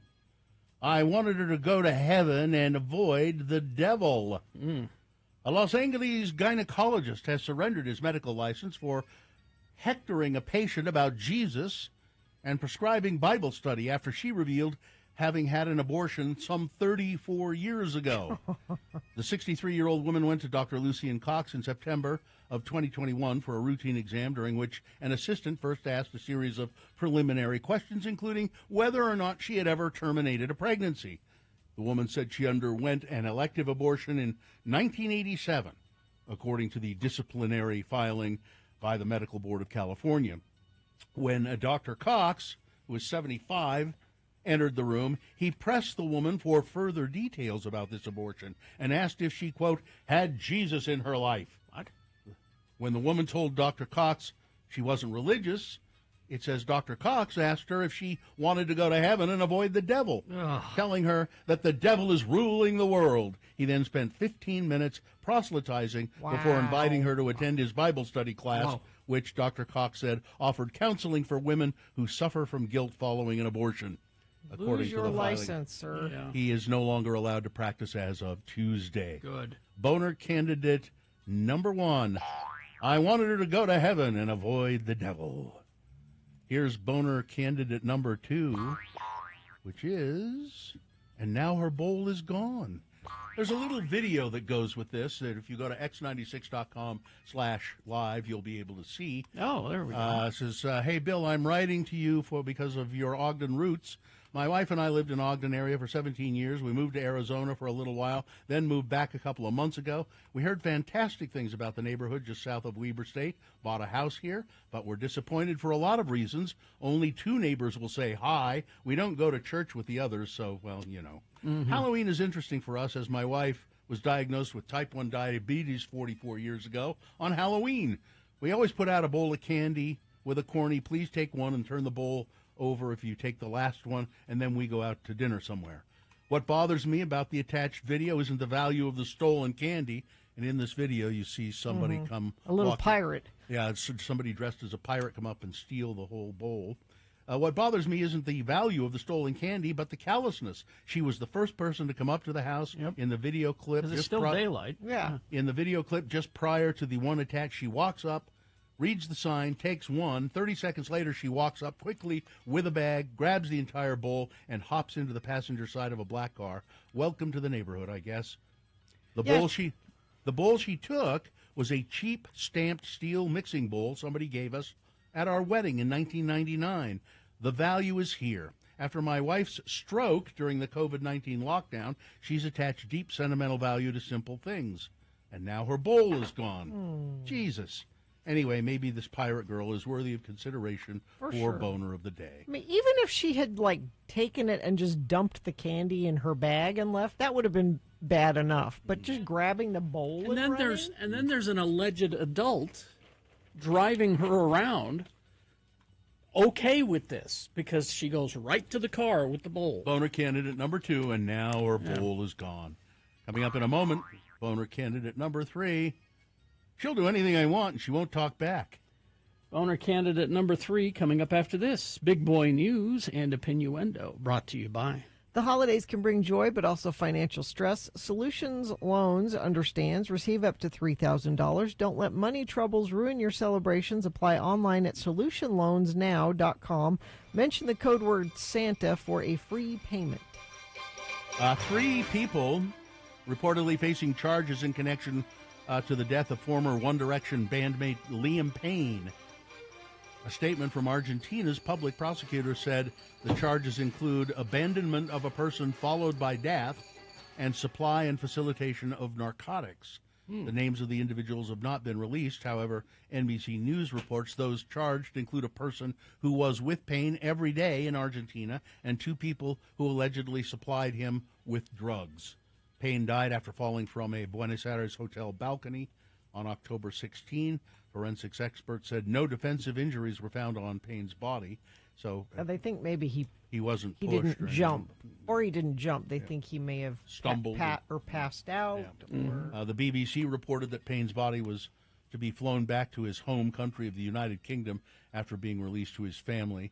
He wasn't married, but he was survived by his 7-year-old son, Bear Gray Payne, who was born in 2017 with his then-girlfriend and Girls Aloud group member, Cheryl Cole. Salt Lake City police are asking the public for information about it after a teen was shot at West High Thursday afternoon. Police said a family member transported a 15-year-old to the hospital who he had gone home injured. After surgery, doctors confirmed the injury was consistent with a gunshot wound.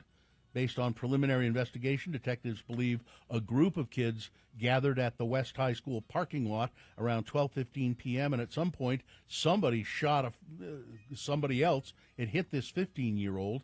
Police believe the group were familiar with each other and were engaged in an ongoing conflict, and there may have been a gang nexus to the incident.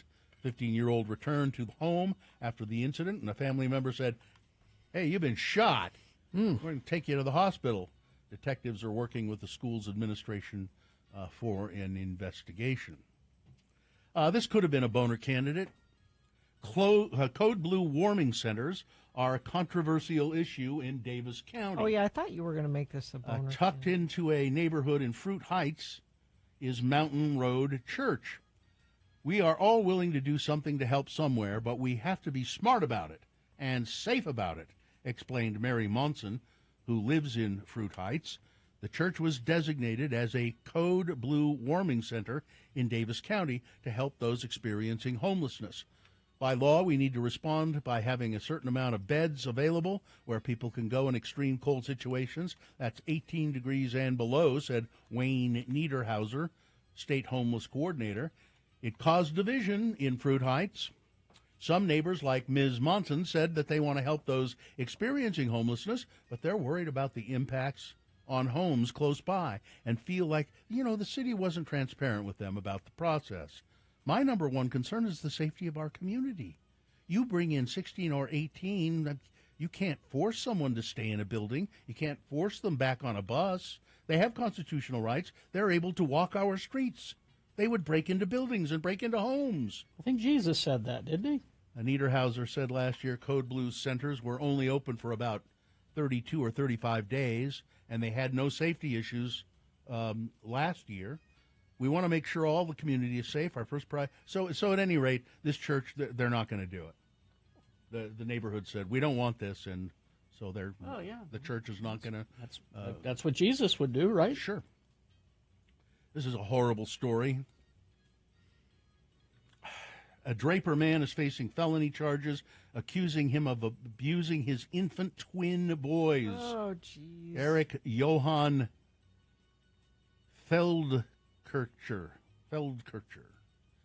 charged in district court with 2 counts of aggravated child abuse. Feldkircher is supposed to be caring for his 7-week-old twins, but was seen on video dropping them, shaking them, swinging them by their feet, hitting their heads on objects, all right. being over, and to what end was he doing this? It's incomprehensible, and they should execute him immediately. As it became clear that Donald Trump was returning to the White House, the Florida man who posed for photos with then House Speaker Nancy Pelosi's lectern during the Capitol riot popped a bottle of Trump-branded sparkling wine. "Y'all are in trouble," he said after taking a sip in a video shared on social media. Rioters who stormed the Capitol on January 6th are celebrating Trump's victory and hoping he makes good on his campaign trail promise to pardon them. Trump didn't mention the January 6th defendants, who he's called hostages and patriots, during his victory speech on Wednesday, but his defeat of Vice President Kamala Harris throws into doubt the future of the largest prosecution in Justice Department history over the unprecedented assault on a seat of American democracy. 1,500 people have been charged with federal crimes stemming from that riot. That wonderful demonstration being held by patriots and peaceful people. Please, this is don't speak ill of America, please. A new lawsuit claims that a personal care company's menstrual pads contain a toxic chemical that can cause reproductive health problems for women who wear them. The suit was filed in California by the advocacy group Ecological Alliance. It claims that the company Edgewell has failed to warn state residents that it's carefree I've panty used liners. carefree panty liners Carefree before. panty liners contain fluorotonaconic acid, or PFOA. The group alleges that this is a direct violation of Proposition 65, which requires companies to state whether toxic chemicals are present in their products. So they're filing lawsuit against the company. That's a compound used in nonstick cookware. Great. So you can see why you'd want it in a menstrual pad. Absolutely. Why? What am I going to do for panty liners now? Oh, it's also good for stain and water repellent products. Get used to this, because regulations, they're just a stumbling block. They're in our way. We can't do business with all these regulations. Listen, Hurricane Rafael made landfall in Cuba and then entered the Gulf of Mexico. This is the unprecedented almost to have a storm like this in November. And in Bountiful, for the last 4 years, each November, Jose Alejandro Rodriguez Landa has walked into the South Davis Recreation Center intent on winning the top prize in the unique meat cutting on ice contest. What?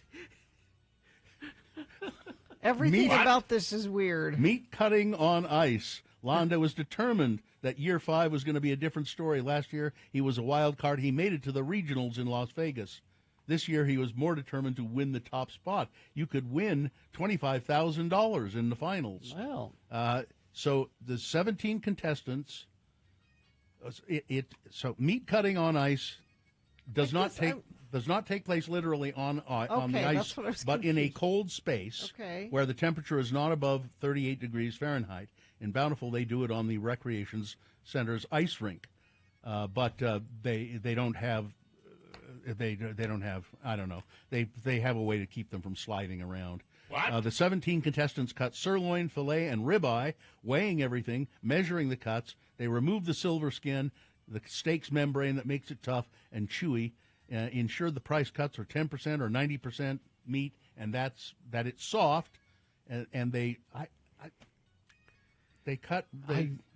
It's an art. Meat cutting is an art. Yeah. And so they have a competition. But doing it on ice?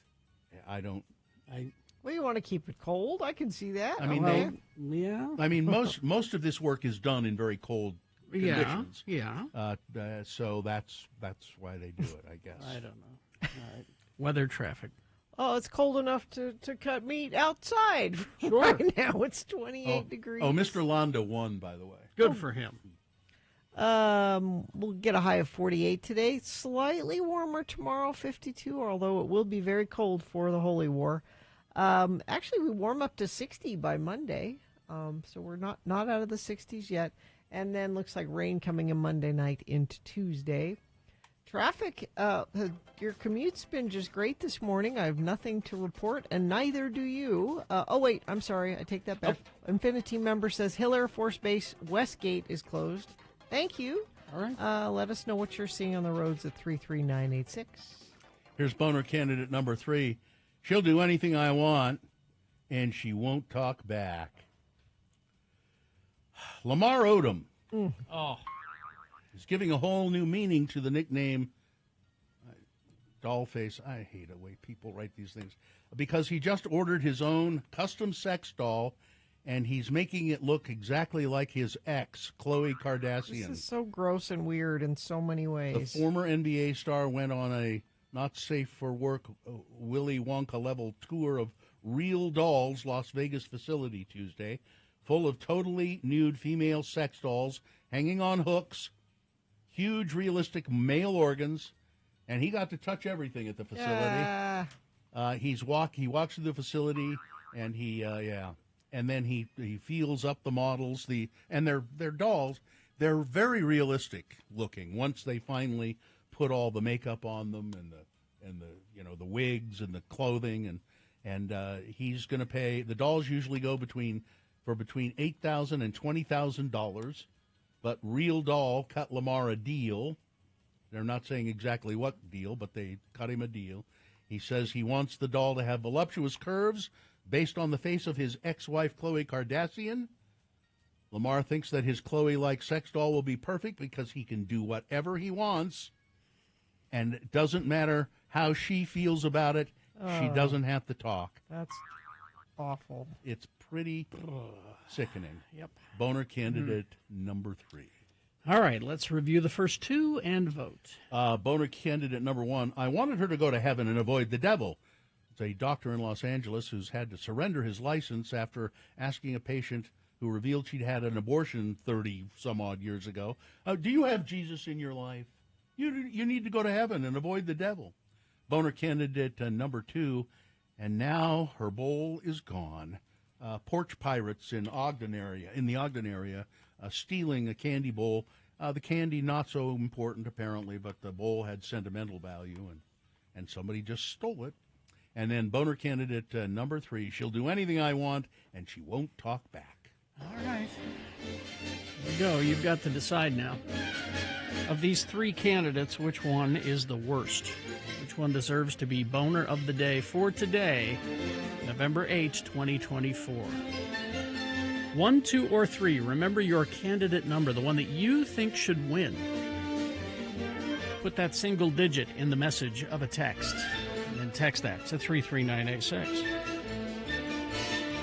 You can call Katie in the producer's booth. She'll take your live voice vote at 877-602-9696. Or you can go online, x96.com. Look for the box that says Boner of the Day, November 8, 2024. Click and vote.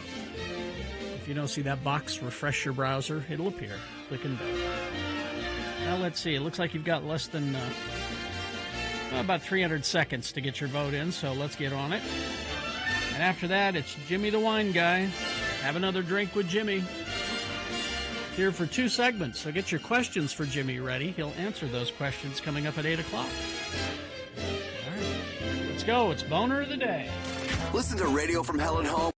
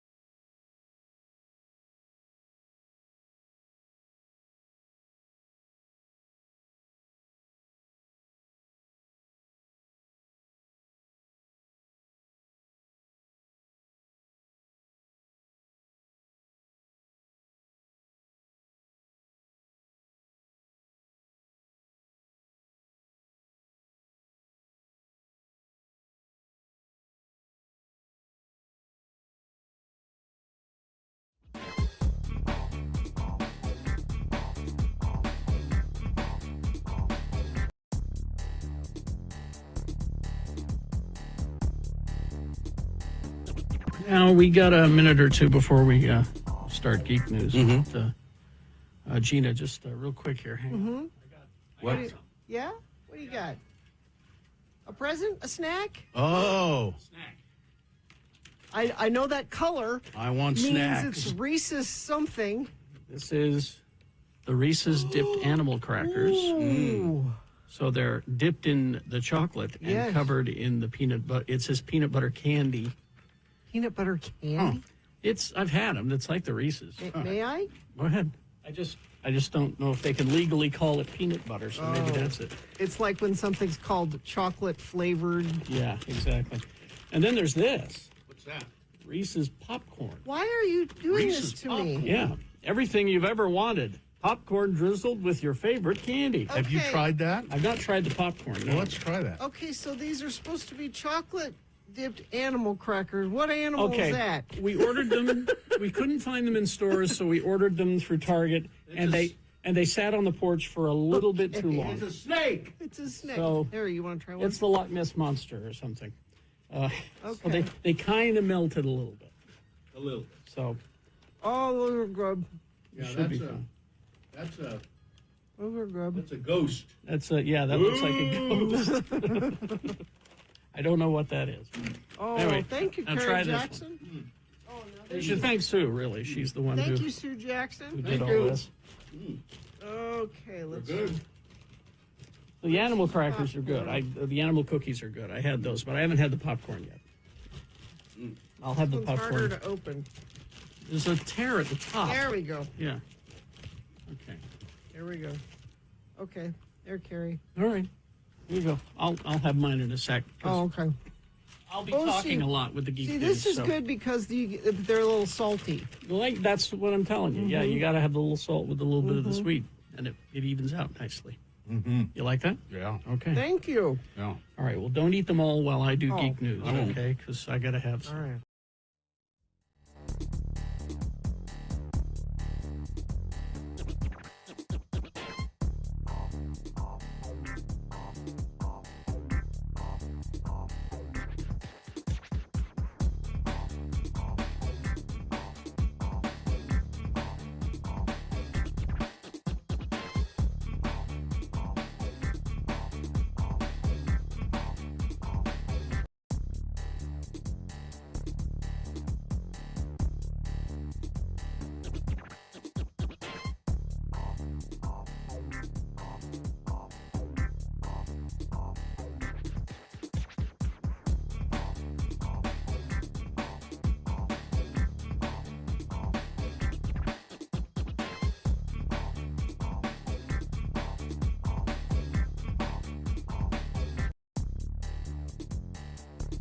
$1:49, time to award Boner of the Day. Oh, and the boner of the day is brought to you in part by what I had for dinner last night. And it was so pretty, I had a picture taken of it, and I don't know if Katie's got that picture of what I had for dinner last night. It was a pesto pizza that my wife made, covered with, no, I guess not.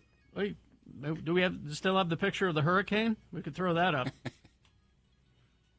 I guess Pesto pizza with what? with Just describe it. beautiful tomatoes on There top we go. of it. There There it it is. is. Yeah. Yeah, there's my Tomatoes. There it There is. it is. Ah, look at that. That Heirloom. Was all heirloom tomatoes. That was so delicious. I couldn't just get past it practically. And New Ogden Cinema hosting the 10th annual Big Lebowski Festival on November 9th at Perry's Egyptian Theater. A full night of Deuter swag, trivia, White Russian cocktails for those 21 and up. Doors open at 5 p.m. Costume contest starts at 7. The cult classic film starts at 7:30. After party at Brewski's with CCR tribute band Tombstone Shadow. Free entry with your movie ticket. Get tickets now at ogdenpet.com. That's ogdenpet.com. Get ready to throw up the picture of the hurricane again because Jimmy's here. Yes. But the winner of today's boner voting this was a remarkable round of voting, I think. The number 2, the candy stealer, got over 100 votes. 104. Are you? Oh, yeah.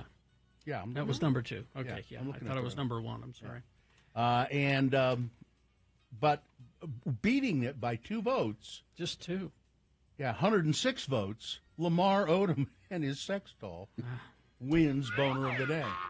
Gotta put Lamar back on my Deadpool. Oh, that's a good idea. Yeah. Well, that's right. He was nearly dead at the cat house, Yep, right? that's At the right. Bunny Ranch. That's your Boner of the Day for today, November 8th, 2024. Now qualified to be Boner of the Week. That'll happen today when Dave the Flower Guy comes in at 9:50 this morning and tells us who Boner of the Week is. Have another drink with Jimmy, brought to you by High West and Sugar House Distilleries. They're joining us. And Jimmy for the Whiskey and History Walking and Tasting Experience, talking about the rich history of distillation in Utah from the mid-1800s to present day. This 2.5-hour experience chatting about the beginnings of Utah whiskey, tasting a number of local whiskeys, and finishing with a final dram and special surprise at Ruin Bar on Main Street in downtown Salt Lake. Have another drink, it'll make you feel better. Have another drink and you feel alright. If you feel down and you're under the weather, have another drink and you feel alright. Yes, we're walking and we're tasting. We're walking and tasting. You're sitting and tasting. It's Jimmy Santangelo. He is here. He is the proprietor of the Wine Academy of Utah, and he blows in here like a hurricane every Friday to talk about booze. And he's here for a second segment today, so any questions you might have about spirits, about wines, about cocktails in general, about what kind of wine or cocktails to serve with what, Jimmy can answer those questions in our second segment. But here we are. What have we got here? Yeah, we've got two of our sponsors for the whiskey tour that we're doing on the 16th. Sugar House Distillery as well as High West Distillery. Both are rye, and we'll start off with one and go after the other. Okay. How's that sound? Is it the left first? Yeah, the left Okay. first. So this is Sugar House Distillery.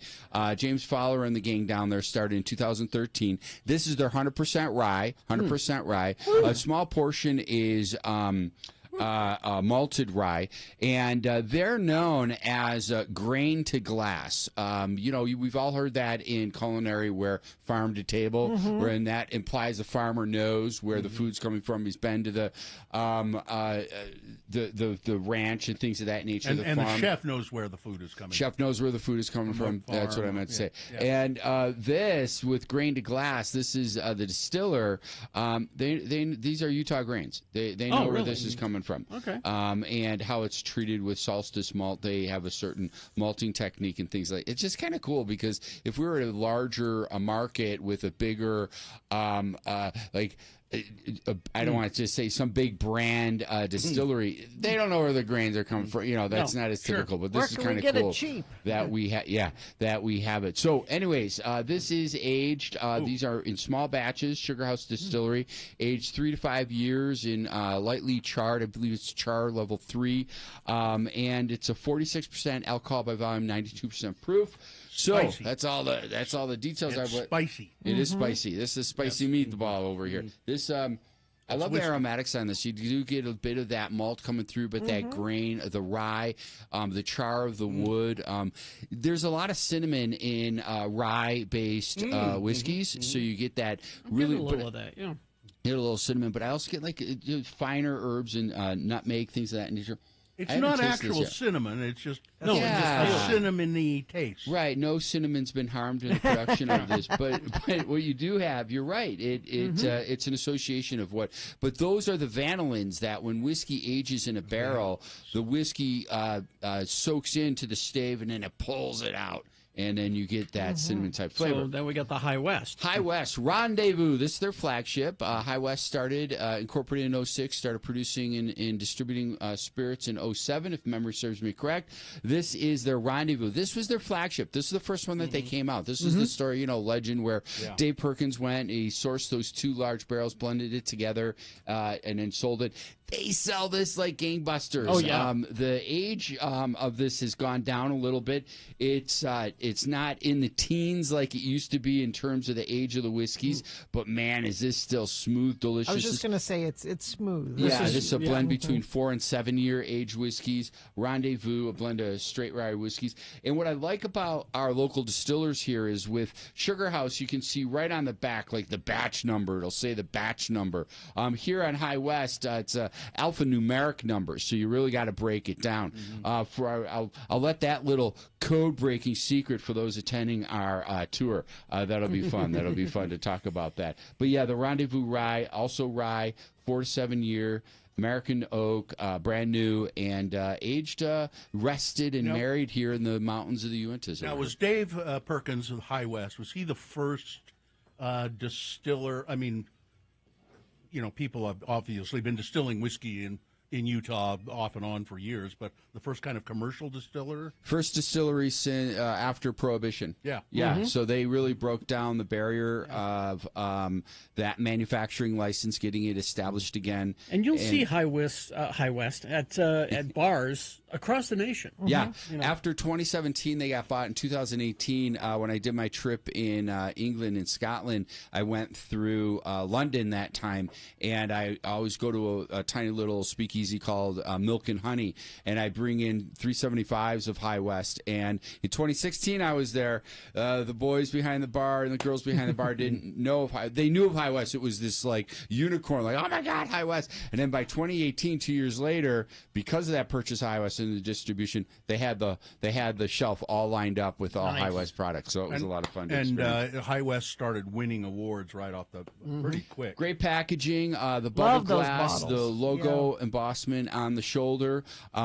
Just a real. We see these in town all over as water bottles after a finish, that kind of a thing. Yeah. So it's really nice. We're real proud to have both these guys here in our community. For sure. James Fowler and Sugar House have become really started putting out a lot of product. They sure have. Yeah. All right, well, we got to take a break. So let's get your questions lined up for Jimmy, 877-602-9696. If you have any questions about adult beverages or the hospitality industry, whatever it may be, 877-602-9696. Jimmy will answer your questions after these. We'll also tell you about our whiskey walk that we're going to be doing.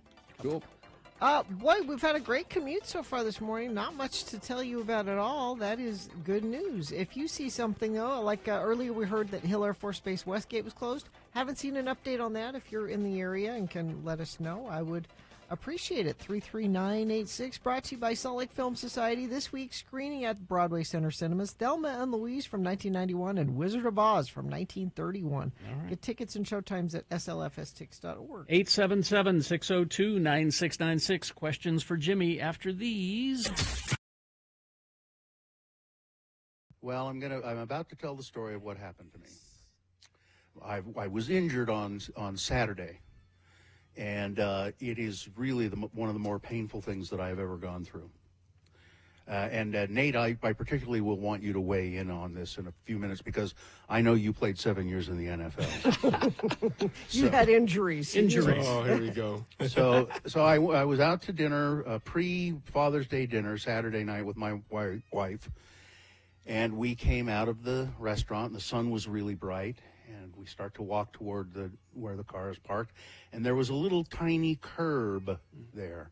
But I did not see that curb. I didn't trip on the curb. I stepped as though I were still going to step on solid ground. But I stepped off the curb and on, so about 2 inches. I know that feeling. And that caused me to fall to the ground on the concrete. And I did kind of a tuck and roll, I guess, because my right arm and shoulder are bruised up terribly, and I've got a big gash on my forearm on my right arm. But I got up, and some nice people helped me up, and my wife, of course, helped me up, and I got to the car, wasn't far away, and I felt kind of beat up, and I felt, geez, it hurts. By the time I got home, I could barely walk. I couldn't get out of the car very well. I tried and so my wife helped me to the house and went in and managed to, change my clothes and sit down and watch TV for a little while, drinking some whiskey because that always helps. Always. Yeah. Then I went to frontier bed. medicine. Well, you were really milking this thing, weren't you, Bill? Huh? And so I went to bed, and I got up in the morning, and I couldn't get out of bed, and so my wife had to help me get out of bed, and she said, we're going to have to go to the hospital. And I said, oh, crap, come on, really? Yes, I think we better go to the hospital. It's Father's Day, and it's my wife's birthday. Oh, double whammy. Yeah, so I said, I think I know what, this seems like it's a groin pull. I've never had one, but this has got to be what this is. I didn't know you had a groin. This is news to me. Gina, all God's children got groins. All God's children got groins, okay? And that's your sign off. Okay. All God's All right, children I'll write that got down. groins. And so now we have stairs in our house, and I could not get downstairs. We had to call the EMTs, and they came and put me in this special chair and hauled me out of the house. And then they said, you want to go in the ambulance, or you could go in your own car if you want. I said, well, we'll go in our car. We're just going up to LDS It's Hospital. cheaper to go in your car. You know, the paramedics are really nice, though. The EMTs are very nice. Yeah, I think it is cheaper. Yeah. They charge you for the ride. Oh, yeah, they came to your house. You're going to get charged. I know, but I think they would have charged me more for the ride. Would have been an expensive Uber. You know, they ask you all kinds of questions. You know, what medications are you taking, all of that. And I said, well, I take a blood thinner. And one of the EMTs said, well, why do you take a blood thinner? And I said, to thin my blood. What do you think? Hey, man, I'm not a doctor. I'm just an EMT. She thought that was, I was just being a smart ass. I thought at first I was going to make her mad or hurt her feelings, but she thought that was hilarious. I said, no, it's because I had a blood clot in my leg at one time. So anyway, go up to the hospital. My wife kept saying, we're going to be here all day, don't you? Yep. Oh, There's come no on, really? quick trip to the hospital. We go to the emergency room. We were there about 7 hours. Yep. Happy Father's Day. Happy birthday. And I hit the back of my head a little bit, and it didn't really hurt, but they said we better check because blood thinners, you could have a subdural hematoma. So they took scans of my head. They did they checked the groin area and all of that, and said there's no bone damage there. So I think you've strained your groin muscle. That's like I figured. And now, Nate, I know athletes get that. Happens to athletes fairly often, doesn't it? It sure does. It's something that's happened to me actually every year going into training camp. Oh, my God. In training camp starts in August, and so without fail, every training camp, I always strain my groin. And so they got to put this wrap around my leg, around my waist, just to keep that muscle intact. And so I feel for you, Bill. I'm sorry. It's really painful. I mean, and if I just try to reach for something, even it hurts.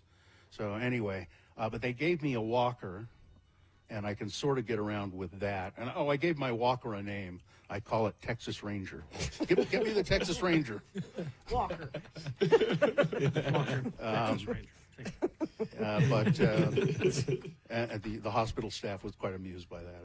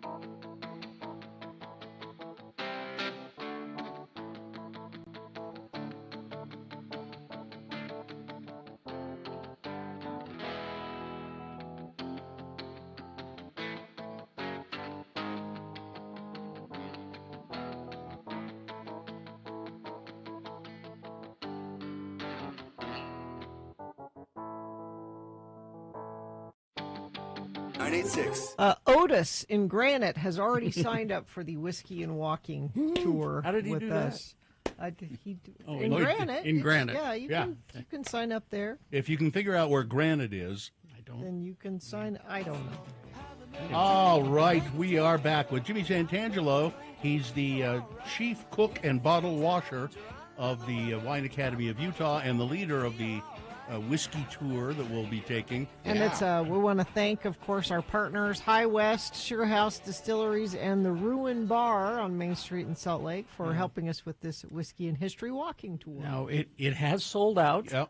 Thank you. It was quick. That was fast. So that says we should do another one. It says we should do another one. We should do another one. And we're gonna finish at the Ruin. There's nothing stopping you from just showing up there. Yeah. Where is the in Ruin? the evening. Where is the Ruin? It's right on Main Street between 1 and 200 South, approximately 150 South Main Street. It might be 156, something like that. Yeah. And they great space. They have the design of that bar. Kitschy little space. They've got their own Blanton's labeled whiskey there. Really? Talking about a whiskey out of market. But yeah, we're going to finish the tour there at about 4:30, 5 o'clock. So after that, definitely come by around 6 and see us. This is on a Saturday. Saturday, The 16th. November 16th. Yeah, not this, but next Saturday. Next week. Yeah, it's good. Rain, sun, doesn't matter. So dress for the weather. And if you're on the tour, really looking forward to it. Doesn't matter to me. I'll just be at the Ruin. I'm not doing the walking part. All right. Let's get to Colin. Colin has a cigar question. Hello, Colin. Good morning, Colin. Good morning. Morning, everyone. What's your question? Yeah, what's your question? Okay.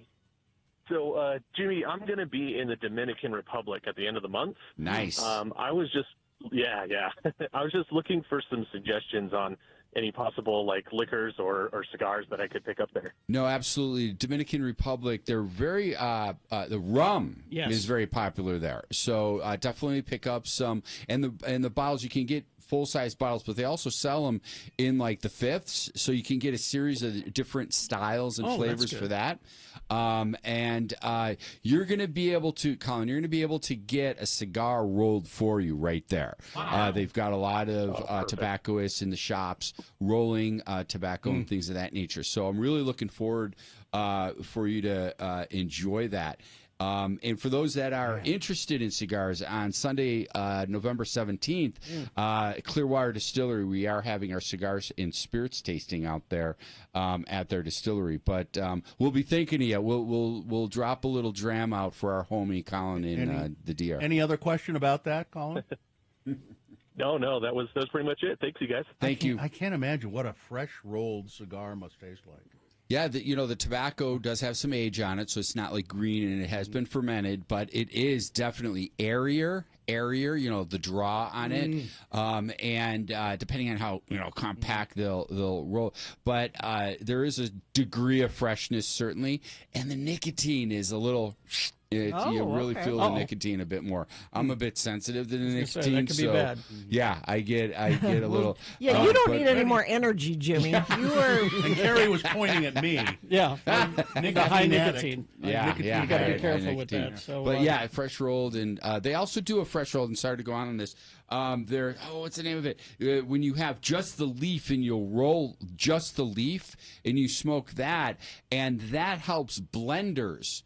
So it's you smoke different styles, and then you decide I want 80% of the tobacco shake to be that, and 20 or 15 of this, and 5 of that. Saying, yeah. So it's almost like being a wine taster. It was really attractive to me when I learned that and experienced that a few weeks back. I would just say to Colin to ask the locals what rum they drink. Yeah, no, for sure. And try that. All right. If you have a question for Jimmy, 877-602-9696. Let's see. Here's a text question. Has Jimmy tried the new Midwinter Dram? Yes, I have. What is that? Chapter 12, I think it is. They can correct me if I'm mistaken. So that's a High West product, specialty they release in the spring and the fall, and it's just so deep and dark and rich. If you can imagine having an old leather-bound book as a whiskey, like the sweet leather nectar. I'm drinking a book. It's so good. Sounds good. All right. Here's a question. I'm not going to read it. I'm going to wait till it's. Hi, Jimmy. Is an aviator cocktail supposed to be super dry? I feel like adding maraschino makes it too dry, or maybe this drink isn't for me. What's an aviator No, cocktail? yeah. So the aviator, somebody will have to look up the. I should know it immediately offhand, but I'm not recalling it. But the aviator with the maraschino cherry, the that's kind of this punch of bitter and sweet, right? And if I recall, it might have a rinse to it, but it's a dry drink. It's dry. It's boozy. You have a lot of the components in the cocktail as gin, alcohol. Maraschino liquor, creme de violette, and lemon juice. Yeah, so the creme de violette is a liqueur, so the alcohol level's below 40, so that's where the sweetness comes in. So perhaps if you want it, if it's too dry, maybe bump up that creme de violette, but then you have that overwhelming flavor of that lavender and that aromatic floralness of the creme de violette. That's a good cocktail. I haven't thought about that one in a while. It is a gin-based cocktail, that's right. But the cherry liqueur is tricky to find, though. How about this cocktail, Jimmy? What do you know about it? Because today is National Harvey Wallbanger Day. That used to be a pretty popular cocktail, didn't it? Galliano liqueur, right? That big, tall, narrow, tall, towering bottle.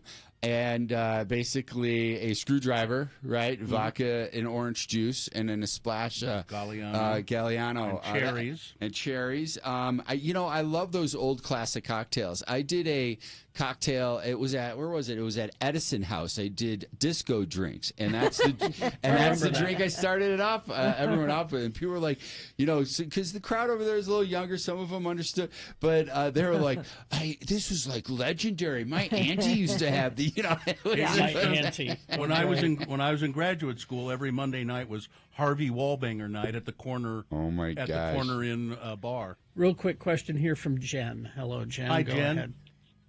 Good morning. My question is, we're actually doing my family Thanksgiving tomorrow up at my cabin, and I am really looking for a delicious wine. I tend to go dry reds, but I just want something so I can handle the family. No, absolutely. Help me handle the family. Well, then you shouldn't look at wines. You should be looking at vodka. Have a Harvey Wallbanger. Gotcha. Yeah, sounds like great question. Here's two, a white and one red. Quickly, Yalumba out of Australia, their Viognier. It's a dry Viognier. It's really round. It goes great with the turkey bird. If you can't find that, Carol Shelton's Coquille Blanc. Second, with the reds, look into Beaujolais. Look for Morgon. That's the name of the town. And then L'Envie, Envoye, I believe is the name of the producer. And it's got this red label to it. And that's a Gamay Grape Frau Beaujolais. It's the Côte de Pie. It's a really high quality one. It's about $24. It'll set you back. No big deal. And those are the two wines that you want to enjoy, especially celebrating tomorrow. Thank you, Jen. All right. You're welcome. What do you got going? Oh, gosh, we've got... several events. Yeah, we've got a couple of events right here. Saturday, 11/9. That's this Saturday. Yes. Before the Ute game, join us over at Tracy Aviary for a fall festival where we have our Cellar Club, multi-course wine dinner, followed by the 17th at Clearwater, I mentioned earlier. But also Thursday, 11/21, November 21st at the Leonardo Museum, Leo Libations Thanksgiving Day multi-course wine dinner. Nice. Thank you, Jimmy. You're welcome. Wine Academy of Utah is where you can find all this information. Thank you. Hill Air Force Base, Westgate, closed all day due to Family Day because of the holiday on Mondays, Veterans Day on Mondays. Oh, it is. That's what's happening there. Our friends of the that program. means the liquor store will be closed on Monday. Yes. Oh, boy.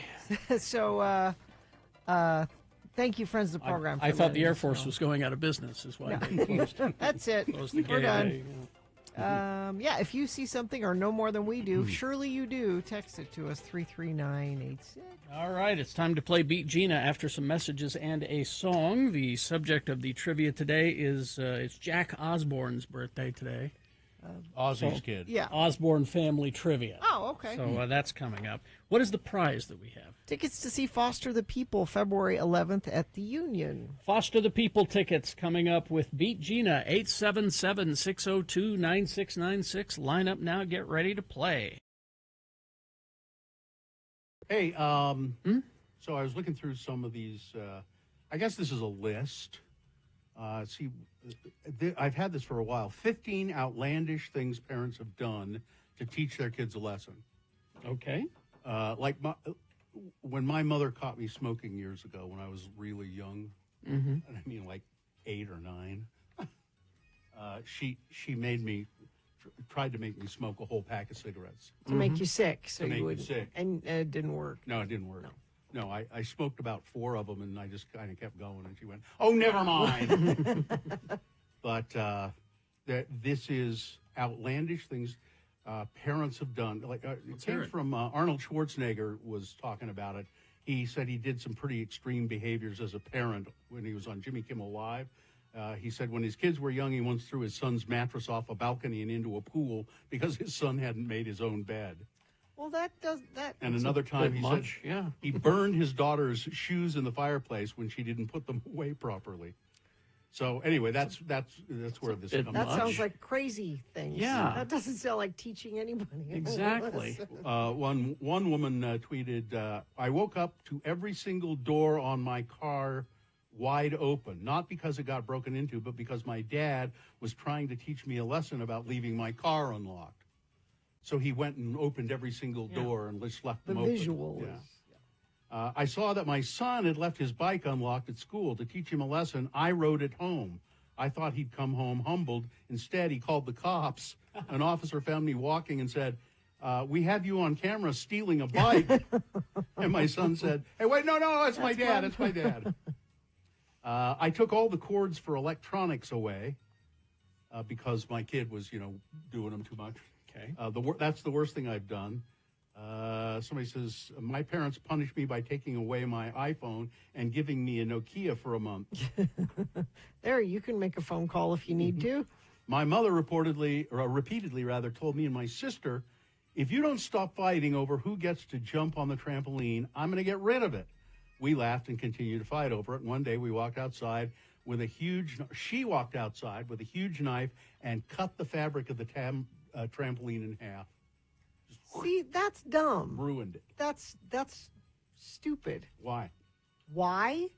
Because she bought the trampoline. Just destroying it is... She bought it. She can destroy it. I'd sell it or... Thinking about the time when I was misbehaving as a child on Christmas Eve, my Italian grandmother punished me by feeding me Chef Boyardee. That is a punishment. On Christmas Eve. From an Italian. Yeah. That is. My mom taught me a lesson when I was a kid about opening the door for people I don't know. One time, a Jehovah's Witness came knocking, and I opened the door and went and got my mom. A week later, she came back, and my mom let her in the house and made me talk with her for an hour at our kitchen table. Pretty mean. My dad got tired of my sister slamming doors, so he took the door off the hinges and burned it in the front yard. Again, why was the about destroying things? That was about 20 years ago. Recently, he admitted he only made a spectacle about burning it, since he had already planned on buying upgraded doors for the house in the future. It totally worked, though. Now I use the story to teach my kids not to slam their doors. Did your parents ever do? Come on, they must have done something like that. One year, my sister Kelly, I can't remember what she did, but my mom was mad at her, and it was Christmas time, and there were wrapped presents under the Christmas tree, and she said, like, if you keep doing that, I'm going to unwrap presents for you under the tree and give them to somebody else. And she would open them in front of her and go, "Oh, this is a cute sweater." Did she do young. it? Oh, yeah. Wow. This is a good one. That's harsh. While on a trip, my kids were fighting over a toy in the back seat of the car. I asked them to stop a number of times. I finally reached back, grabbed the toy, rolled down the window, and tossed the toy out onto the street. They were very well behaved for the rest of the trip and every trip after that, actually. Here's a text. My neighbor snapped his kid's laptop in half over his leg because he was on it too much. Again, that's destroying an expensive thing that you bought to make a point. But it makes a dramatic point. You can just take it away. But Gina, no. The dramatic point is, I paid good money for this. You are not doing what I asked you to do about it, and this is what the extreme I'm willing to go to. That's crazy. You just say, you have lost this laptop. It is no longer yours. And you take it away. Then they just resent you. You got to scare them. It's like mostly my dad would just slug me. My mom loves to tell the story about throwing out our $500 boombox out the car window because me and my brother and I were fighting about it. Mm-hmm. Youngest kid just called oldest kid a fraud. So like a good attorney parent or teacher a lesson, I made her comply with an FRCP rule 9B and provide more specificity. I don't know what that means. I had a coworker who told me she was having trouble with her teenage son exhibiting rebellious behavior, so she took all of his favorite things and plastic wrapped them to the dining room table, where he could see them every time he walked through to his bedroom. She said it worked. Gradually, he earned it all back. He's grown up now and has a family of his own. So she just, wrapped it down so that he couldn't get him. Not destroyed it, but... Let's see. My family used to do Taco Tuesday growing up. I made a bad joke about how my friend's family's tacos tasted better because they made them with love. Oh. And she threw an entire taco in my face. Well, she doesn't love you, obviously. Yeah. My dad canceled a vacation because I didn't pack my workout clothes. I was 13 and never worked out in my life. That's weird. That is weird. Son wasn't handing in homework, so I showed up to class dressed like Wonder Woman and spent the whole class sitting by him.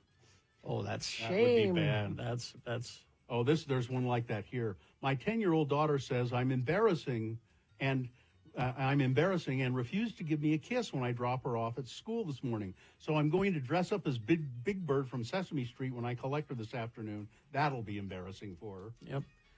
My dad found out I was smoking weed when I was younger and took all of my lighters. I wasn't old enough to buy more, so I just had weed, but no way to smoke it. Didn't take away the weed, huh? Well, so that reminds me. You have a gas stove? when my parents found out that I was smoking weed, they sent me to a psychiatrist. Oh, really? Yeah. How'd that work? I had to go have sessions with the psychiatrist. He said, "Your parents are crazy." But while you're here, let's talk about some other things. Yeah, which we did. Wrap empty boxes and put them under the tree. If your child misbehaves, throw it in the fireplace. Well, that's planning ahead. Yeah. Now, see, my dad made the mistake of saying, "You're grounded. Mm-hmm. You're grounded for a week." Mm-hmm. Mm-hmm. And in front of him, I would never go, "Oh, no." Oh, you mean here? Here where my things Where my are? stuff is? Oh, no. He then figured it out. Oh. Because it's what we said. Then he realized, I need to assign him chores on the farm. Yes. That's it. And that's when things turned around. Yeah, ground me. Go ahead. Please. Oh, no, don't throw me in that brown patch. Why don't you ground me to my bedroom? How about that? You do not come out of there. Do not come out of the bed. Okay, I'll sit and listen to my stereo. You go to your room now. Read my comic books. I'll be fine. Okay. Yeah. All right. Well, that was a fine little list, I think. We hope you'd enjoyed another list with Radio from Hell on X90.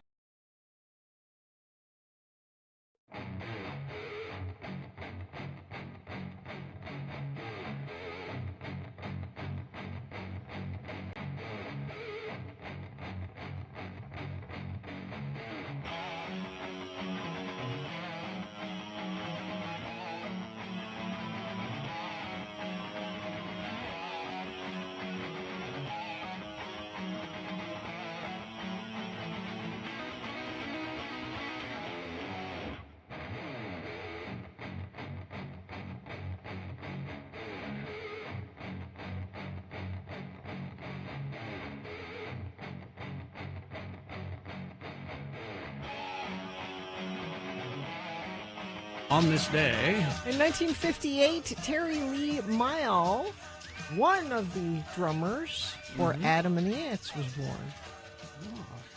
There you go. Beat Gina now, brought to you by X96 presents Foster the People February 11th at the Union. Go to x96.com for ticket links and more information. Well, it's time for Beat Gina. I'm Beat Gina, announcer Johnny O. And hey, kids. Yes. Don't know if you've heard about this, and maybe your Uncle Johnny will be the first to give you the down low on the latest hip trend. Accordions are in. Ooh. That's right, accordions. Here's the skinny. You can turn your group on when you show up to your next party with a brand new combo accordion. Oh, man. The combo accordion is easy to play, truly portable, and charged with sound excitement. Combo accordions are electrified to let loose piercing lead and swinging chords in audio colors that will make your audience flip out, man. Wow. If you've ever played piano, organ, or any keyboard instrument, you already know how to play a combo accordion. Don't miss out on the newest, hippest sound around. Hip. Rush to your local music studio or dealer for a free demonstration. He'll show you that accordions are what's happening, man. Oh, yes, they are. Right now, you can send 50 cents for your 45 RPM record featuring the Fab Combo Accordion Rock Sound. I'd love it. Send now to Ernest Delfer Affiliated, 111 4th Avenue, New York, New York. Do it today, Daddy-O. It's hip, man. And now, here's one of the hippest and slickest cats around. Ah. Your host and accordion aficionado. I love it. Carrie Jackson. All right. Thank you, Johnny Ola. You bet your booties, Accordions are, I'm glad accordions are back, Johnny. Yes. I'm glad. Me too. Let's see. The randomizer has picked a contestant. Gina, you'll be going up against Brock today. Hi, Brock. Brock, are you there? Hello, everyone. All right, Brock, we're going to toss a coin to see who goes first. It will give you the advantage in the game. Call it heads or tails. How about tails today? All right, let's see what happens. It is tails. You're one step closer to winning these tickets to see Foster the People February 11th at the Union. All right, Brock, because you won the coin toss, the first question is for you to answer exclusively. It's multiple choice. If you get it correct, you get the point, but if not, I'll let Gina answer the question, and if she answers it correctly, she's going to steal your point away. We'll go back and forth till one of you gets 3 points. Because the Jack Osborne was born on this day, that's Ozzy Osbourne's kid, it's Osborne family trivia. All right. All right. First question for Brock. Brock, what did Jack get for Christmas one year that worried Ozzy and Sharon? It's obviously from the TV show. Yeah. What did Jack get for Christmas one year that worried Ozzy and Sharon? Was it 1, Chinese throwing stars? Was it 2, a knife? Was it 3, a copy of Dianetics by L. Ron Hubbard?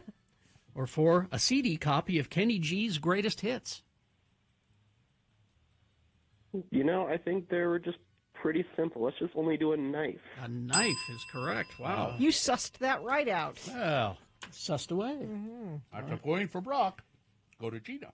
Gina. Yes. Also from the Osbournes TV show. Yes. For Christmas dinner, Ozzy made something that he was very proud of.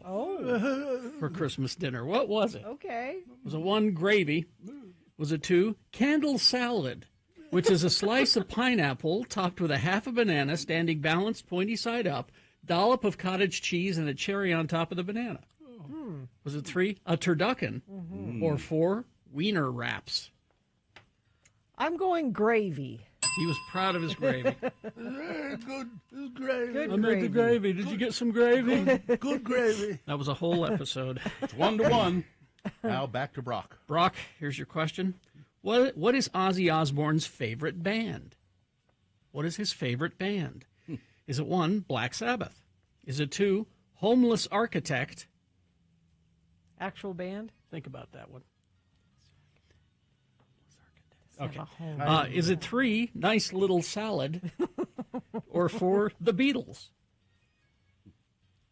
Don't worry, Carrie. I appreciated the homeless architect Okay, band just had to growing think. up. Wanted you to think about that. But I think it's probably the Beatles. It is the Beatles. Yes, correct. Thank you, Brock. It's him, homeless architect. 2-1.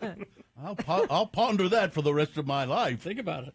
Go back to Gina now. Gina. 2-1. Every single one of his solo albums of original material has what? Ozzy. We're talking Ozzy. Okay. Every single one of his solo albums of original material has what? Is it 1, a coupon inside for 10% off Moons Over My Hammy at Denny's? Is it 2, has gone multi-platinum? Is it 3, special thanks to Satan in the liner notes? Or 4, special thanks to Sharon in the liner notes? Oh, it's got to be Sharon. You'd think that. No! Trick question. Trick question. Time to win the game, Brock. Well, it has to be number 2 then. Yes, has gone multi-platinum. Yes, there you go. Congratulations, Brock. You've done well. Not thank Sharon. You got to thank Sharon. I don't like Sharon her. made it all happen. Yeah, I don't think Ozzy really likes her. Could be. All right, congratulations, Brock. You've won the prize. Hang on the line, and someone will help you get your prize. Foster the People tickets. Yes. Hang on. And I've got to go. I'm expecting a shipment of Myron Florin records. Oh, I'm excited. Because the accordion is back. Yes, it is. All right.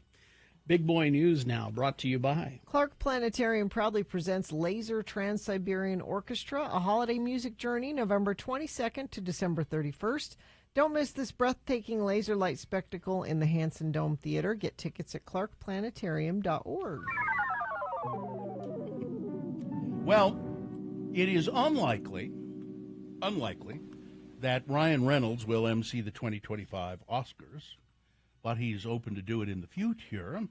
It's the actor sat down with Variety for the outlet's awards circuit podcast. At the episode's end, Deadpool and Wolverine star denied that he is in conversations to host the awards ceremony when he was asked about reports that he and Hugh Jackman are the top choices to kind of host it together. Yeah.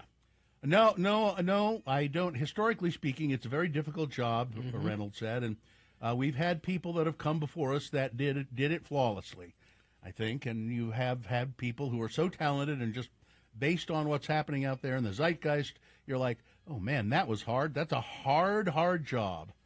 It would be a dream to do it one day, I'll say that. I'm really just spending the year writing a movie for myself. So no.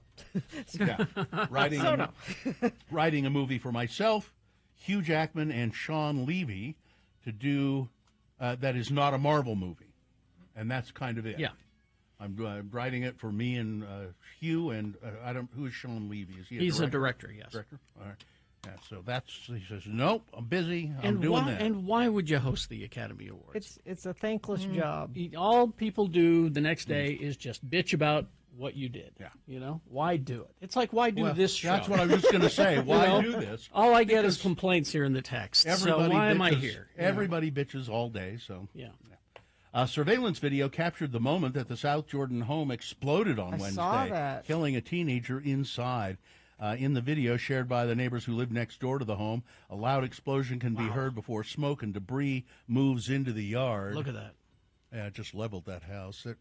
That's not the video, but X96.com/live. We have video of it somewhere? I saw it online. I don't think we have it. Okay.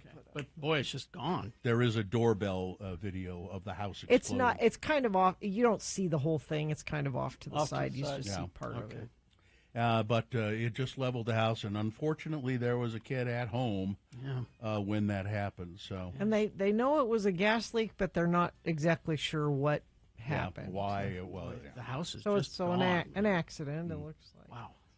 Wow. The Bureau of Land Management and the United States Fish and Wildlife Service have released a final supplemental environmental analysis of the proposed Northern Corridor Highway in Washington County.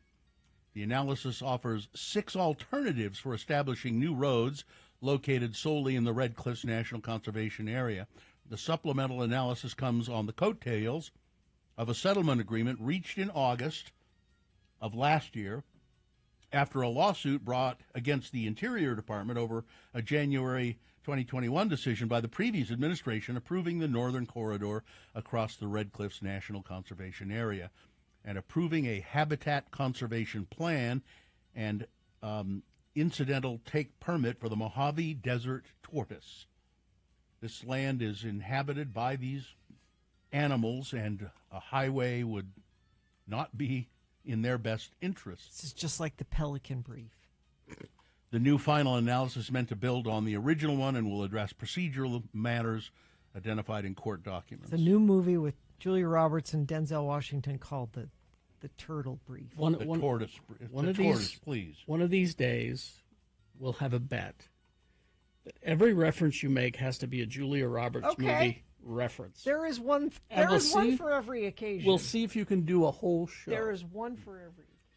Federal Reserve Chairman Jerome Powell said Thursday he will not step down if President-elect Trump asks for his resignation. Will you resign if he says, no, I won't? He doesn't have to. When asked whether he would resign if requested by Trump, the Fed chair said no. Powell subsequently told reporters that the president doesn't have any power to fire or demote him. Not permitted under law, Powell told reporters. It's the same reason everyone's like, why doesn't Biden fired DeJoy, the postmaster? Because he can't. Really? Powell told reporters at a news conference after the Fed cut interest rates by 0.25 percentage point. Investors will be closely watching the president-elect's contentious relationship with the Fed chair. Trump appointed Powell in 2017, but then repeatedly lashed out against the central bank chief during his first term as president, arguing that Powell was not easing monetary policy quickly enough. Trump said in October that the president should be able to weigh in on interest rate decisions. And all economists say that that's not a good thing. No. Let's see. And yes, I said all economists, all right? This is good news for me. Having fewer friends is actually good for your health. I agree. Keeping a small circle of friends. Friends are stressful. Helps you avoid drama, yeah. Mine are all dying, so it doesn't Gary. matter. And if you're a monkey, it keeps you from getting ill. Researchers noticed that aging rhesus macaques. Careful. Yes, I said rhesus macaques. That's the name of the monkey. Are less likely to contract diseases when they're less social. Why do you think I don't go anywhere? Our findings suggest a powerful reason why you're taking your life in your hands, giving me a ride every morning. I know. Our findings suggest a powerful reason why many animals, including humans, should perhaps reduce their social connections as they age specifically. Interesting. Said a researcher in animal behavior. So as you get older, it says you should reduce your social connections. Well, as you get older, your friends are dying. Yes, they are. So it's naturally. Just don't make new friends? Is that what the thing is? All my friends are dying young. Is the thing. They're all dying, but just don't. Just don't add I'm not to your social friend, circle. Carrie. Don't be my friend. I am not your friend. If you're my friend and younger than me, be careful. I'm warning all the Geek Show panel. Yeah. Yeah, I mean, I don't. Let's see, what else have we got here? Gina, just 5 minutes of exercise every day might save you from high blood pressure. Only 5 minutes. Only 5 minutes? That's all you need is 5 minutes. Okay, I'll stand up. And, that count? Yeah, that counts. There you go. I'm good. I'm good. You've done And it. finally this, an emperor penguin. Yes. Surprised locals when it appeared on a beach in Australia after making an epic journey of thousands of miles from its home in Antarctica. And he said, I should have took that left turn at Albuquerque. Yeah, I mean, so the penguin arrived on Ocean Beach in Denmark, Western Australia on Friday, according to a statement from Australia's Department of Biodiversity. A spokesperson described the penguin as malnourished, adding that the animal remains in the care of a trained and registered local wildlife carrier. Well, that's good. The rehabilitation process is expected to take a few weeks. Ocean Beach is more than 2,200 miles due north of Antarctica. Wow. Suggesting that the penguin probably swam significantly further than that to reach Australia. We've been blown off course. No kidding. Wow. Now, it said it probably current helped. Didn't have to really swim the whole way. But still. And I saw the most remarkable, sweetest. I don't usually look at animal videos, but I just live on animal videos. It just happened to pop up. And it was animals being reunited with their humans. Oh, yes. Who had raised them and then hadn't seen them for a long time. And one of them was a penguin, a little penguin. Yes. And this little penguin saw this woman way down at the end of a hall and then just ran toward her. And obviously recognized, hadn't seen her for months and months, ran toward her. Well, ran like a penguin. And then when she hugged it, it couldn't stop shaking. It was just like, oh, I'm so excited. Oh, that's my Prozac. Yeah, those are. Video. I don't know how I stumbled across that, but there was a a donkey that hadn't seen this girl that had raised him for 10 years. And there's that one, and then there's recognized it immediately. There's a chimp. Yeah. There's a bunch of those. A couple that raised a chimp, and now it's like a teenager, and they hadn't seen the couple forever and ever, and was just beside itself with joy. Yep. Sports weather traffic. Holy War tomorrow, 8:15. Why so late? 8:15. Holy War. Oh, is it God versus the Devil? What is this? Kind of. It's Utah versus BYU. It's at Rice-Eccles Stadium. Here's some information you need about the game. 3 locations on campus where there will be tailgating, Guardsman Lot, the East Lot, and the grass spaces there. Fans can also enjoy food, music, and more outside Gate L, 5th South before the game. Well, for the BYU, are there soft drinks? I'm sure there will be soft drinks there should available. Have to be soft drinks. This is your basic red and blue match. If your Utes wear red, BYU blue. I see. Okay. Yeah, just if you're wondering what colors to wear. It's not like a blackout game or something like that. It is going to be cold, 42 degrees at kickoff, and it will get colder as the night goes on. Perfect football weather. If you're not going to the game will be broadcast on ESPN. You can watch it there. If you're attending the game, Rice-Eccles Stadium has a clear bag policy for all fans attending the game. So people know what that is. Meaning, if you take a purse, they have these clear plastic ones you can buy. That you should just have one now on hand for events like this, because more and more places are requiring those. And Utah by 5.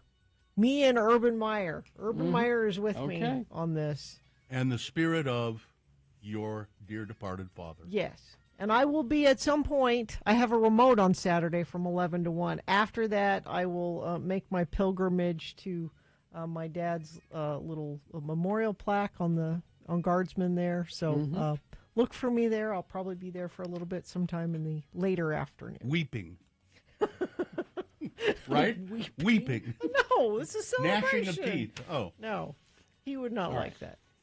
Weather. Cold right now, 28. Going to get up to 48 for a high. Tomorrow, high of 52. We do warm up to 60 by Monday, Veterans Day, and then Monday night into Tuesday.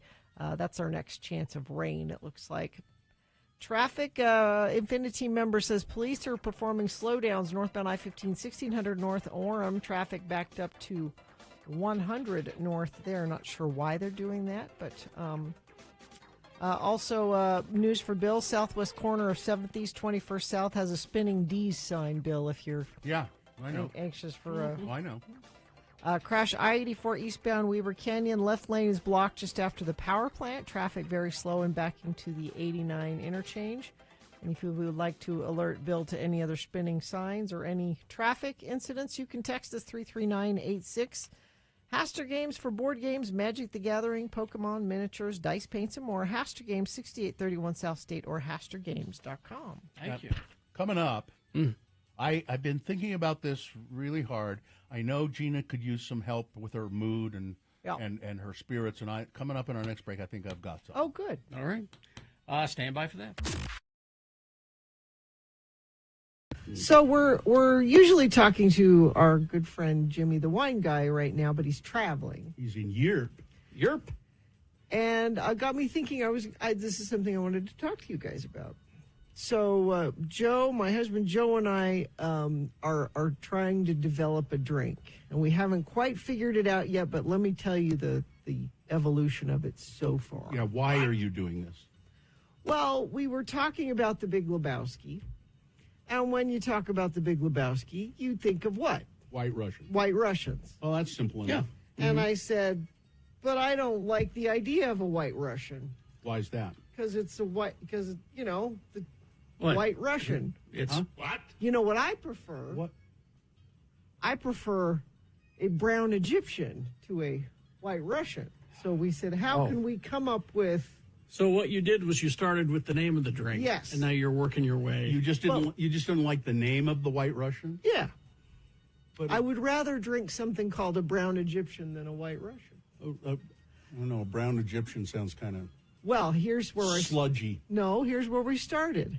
Okay. So our friends at Simplicity Cocktails, All right. they have bourbon cream. Yeah. Oh. So a White Russian has Kahlua. Yes. And vodka. Yes. And that's pretty much cream. it. And cream, milk. You put a little, yeah. Yeah. Mm-hmm. But that's pretty much it. And there's I think if you don't put the cream in it, it's a Black Russian. I think. As I recall. I think, yeah. But bourbon cream, that already sounds kind of brown, doesn't it? Yes.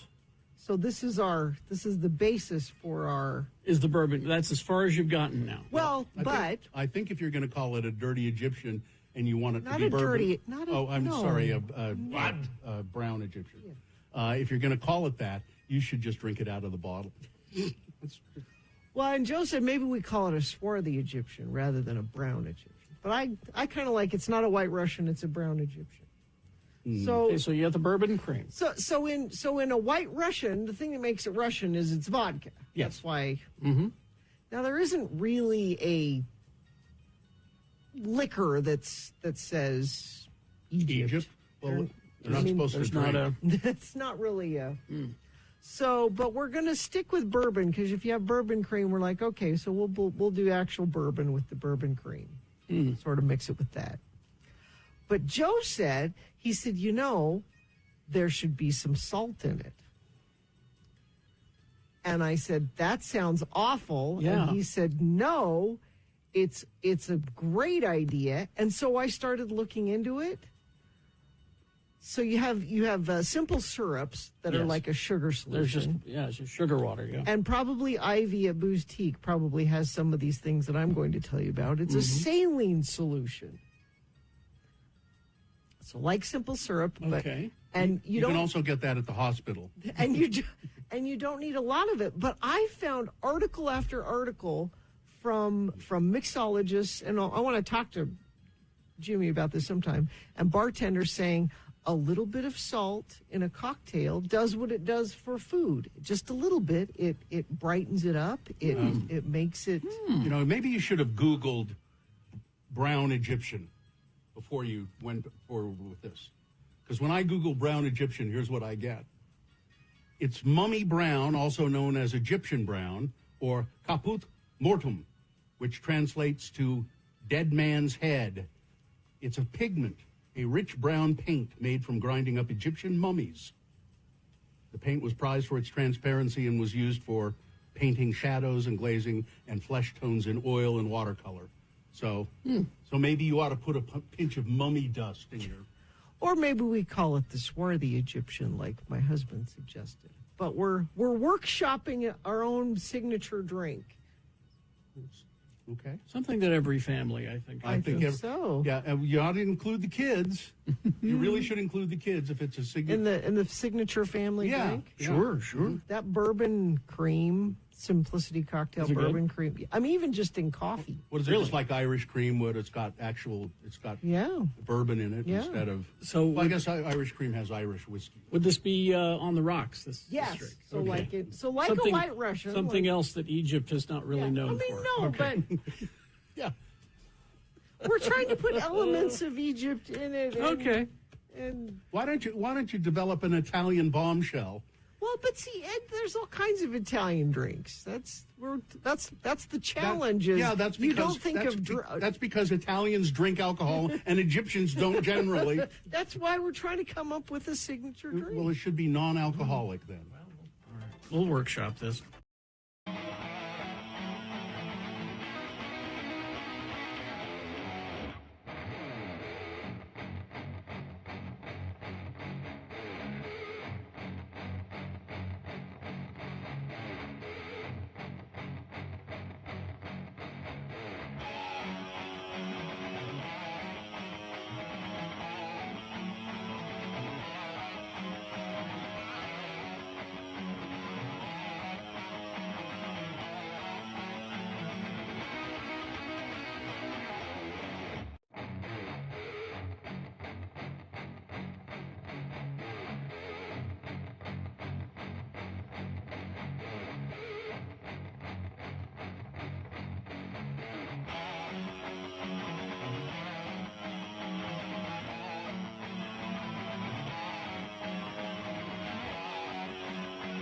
Fitty. I was, this occurred to me this morning. I was thinking about Gina this morning before I came to work, and I know Gina's having, everybody's having kind of as Jimmy Kimmel was just talking about, having kind of a down time. So many of us are feeling down, and how could I raise Gina's spirits a little bit? It's nice of you to think that. And I was getting into the refrigerator, and I got out this stick of salted butter, and I thought, Gina was saying just the other day, sometime Wednesday, I think it was. She said, "Salted butter." I wish I could convince my husband to let me have salted butter. And I thought, Gina, I think that your husband, as I understand him, is a wonderful man. Yes, he's a caring person. He's the best. He's this is his one flaw. He's a sweet person, and I just can't even fathom that he would say, if you said, "Can we, honey, Joe, dear sweetie, my love, can we have salted butter on?" I can't picture that he would go, "No, well, there is no salted butter on the table." I have never asked for salted butter. Now I've never, because if I did, you're right. You know what he's going to do? Yeah, he's going to do, "Honey, I had no idea that you wanted salted butter so much." I think you should ask. I think you should insist on the good stuff. Kerrygold. You should go with the good stuff. Yeah. He buys the Kerrygold. He just gets the unsalted. So I got to talk to the Kerrygold people about stop making the unsalted butter. So Gina, if you would like me to call him, I'd be happy to do Put it. In a he call likes me. He likes me. We've chatted. Yeah.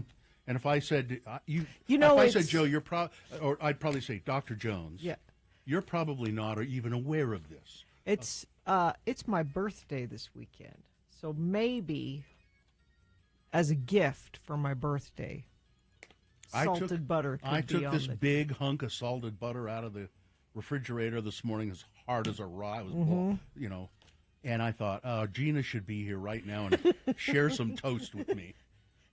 It's so you don't. I should have brought you a piece of toast out to the car. You don't leave the butter on the counter to be soft to spread on the toast. You got it. Well, but you were out of counter butter. Yeah, you keep it in the refrigerator and then you run. And so I should have noticed that the butter crock was empty, and I got it out last night. My wife is shocked. She goes, "I'm better than Joe. I caved to salted butter years ago."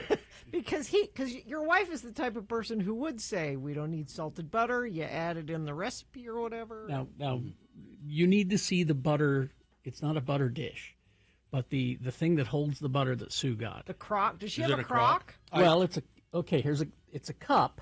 Okay. Yeah. And then there's another cup that goes inside of the cup. Okay. Now you put water in the bottom of the big cup. And you put butter inside the cup that goes down on top. Okay. What's the point of the water? It keeps a seal so that it doesn't, it's not exposed to the air. It's room temperature, but it's not exposed to the air. So because butter can become contaminated with particularly with odors. Exactly. Like you taste the butter and you go, "Well, who's been cutting onions around this butter?" But because there's a water seal on this, it's room temperature, but it's not exposed. I have not ever see now. Maybe I've got to convince my wife. She's always been just we have that plastic butter tray the traditional with a butter plastic dish. top on it. Yeah. And I've always wanted a butter crock of some sort. Well, we have the camel butter dish, which has been much That's discussed. That's right. You should have salted butter. And you're putting that inferior unsalted butter inside of this wonderful dish. As a matter of fact, and I'm sure this exists, I think you should have camel butter. Actual butter. From camel milk, salted camel butter. I'll bet it's great. But we stop at the. I like the Kerrygold.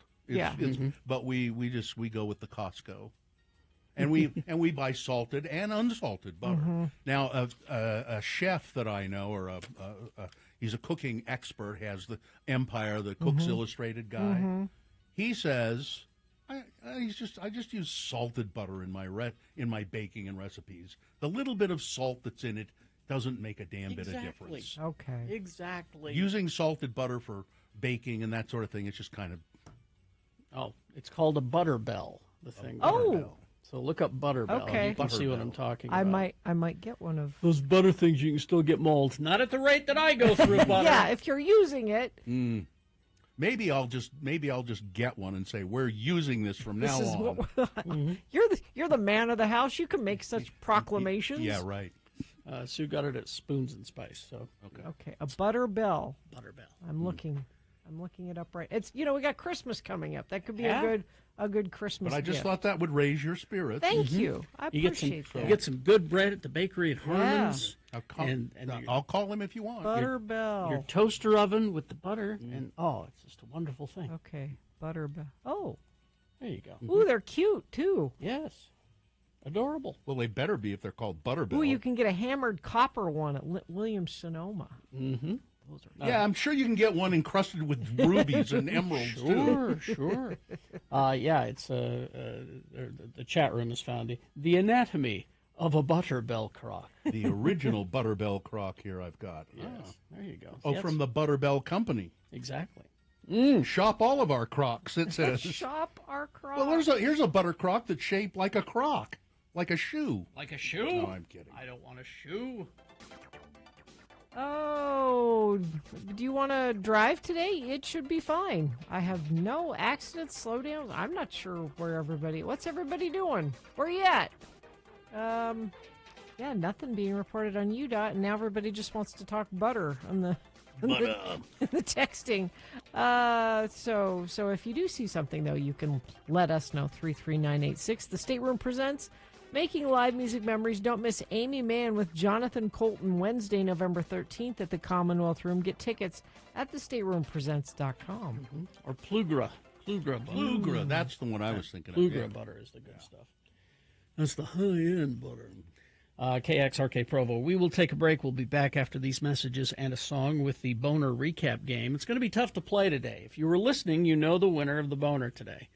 If you weren't listening, do not guess. Go and cheat. X96.com. Look for the box that says Boner of the Day. Boner voting November 8, 2024. Click on there. It'll say winner next to the winner. What is the prize? Let's see. Tickets to the 10th annual Big Lebowski Festival going on tomorrow night. Peary's Egyptian Theater in Ogden. Hosted by the new Ogden Cinema. Celebrate the 1998 cult classic. Get your tickets at OgdenPET.com. So, Lebowski Fest tickets, and all you have to do is play the Boner Recap game. Just call and tell us who won the Boner this morning. It's that easy. 877-602-9696 is the number to call to play and win the game of the Boner Recap. All right, Zero Res. Okay, for my birthday, I want salted butter and my carpets clean. She doesn't need much. I do this time of year like to clean my carpets with Zero Res. Because, you're going to have company over. You want your house to look nice. Grandma's coming over. You want the couch to be clean. Yeah, do your upholstery, too. Zero Res does all of that. And they have a special going on right now. They got their Gotta Love It guarantee. Makes it easy to get what you pay for. Zero Res absolutely stands behind every cleaning. And right now, you got to ask for the X96 special. Get back to clean. Get 3 rooms of carpet clean starting at just $119 and take 20% off your upholstery cleaning. I bet it's been a long time since you've had that done. Call my friends at Zero Res right now, 801-288-9376, or go online at zerores.com. But you got to make sure either way you tell them you want the X96 special. Zero Res, spell it backwards or forwards. It spells the same, Zero Res. Well, this morning, let's start here. This morning I heard a commercial that I thought was interesting, and I didn't catch all of it, but I believe it was on the News Authority, and it was 2 people talking, and the woman in the commercial said, "I'm going over to Wendover," and the guy says, "Oh, why are you going to Wendover?" She says, "Well, I'm going to go get a little bit of the green, if you know what I mean." Money? Uh-huh. At the casinos? No, Gina, no. And the guy responds, "Well, you don't need to go to Wendover for that. you can get cannabis perfectly legally now in Utah. You know that, don't you? Well, and she goes, what? Huh? He said, yeah, all you have to do is apply for a license from your provider. And why risk it by breaking the law? Why risk it coming back over the border with stuff from Nevada? Because you can get it. And I thought, this is interesting. And I also thought it was interesting that it was on the News Authority and not playing on this station. Why was it on the News Authority? Oh, because they're the big pot smokers, I guess. I think it's because our audience knows. Maybe. And theirs doesn't. Maybe. But it was, I just thought, boy, things have really changed and quite rapidly with that stuff. And coincidentally, I went to a dispensary yesterday. And they have a drive-up window. You order online, and they have a drive-up window. And you have the proper ID and the proper medical patient number and all of that kind of stuff.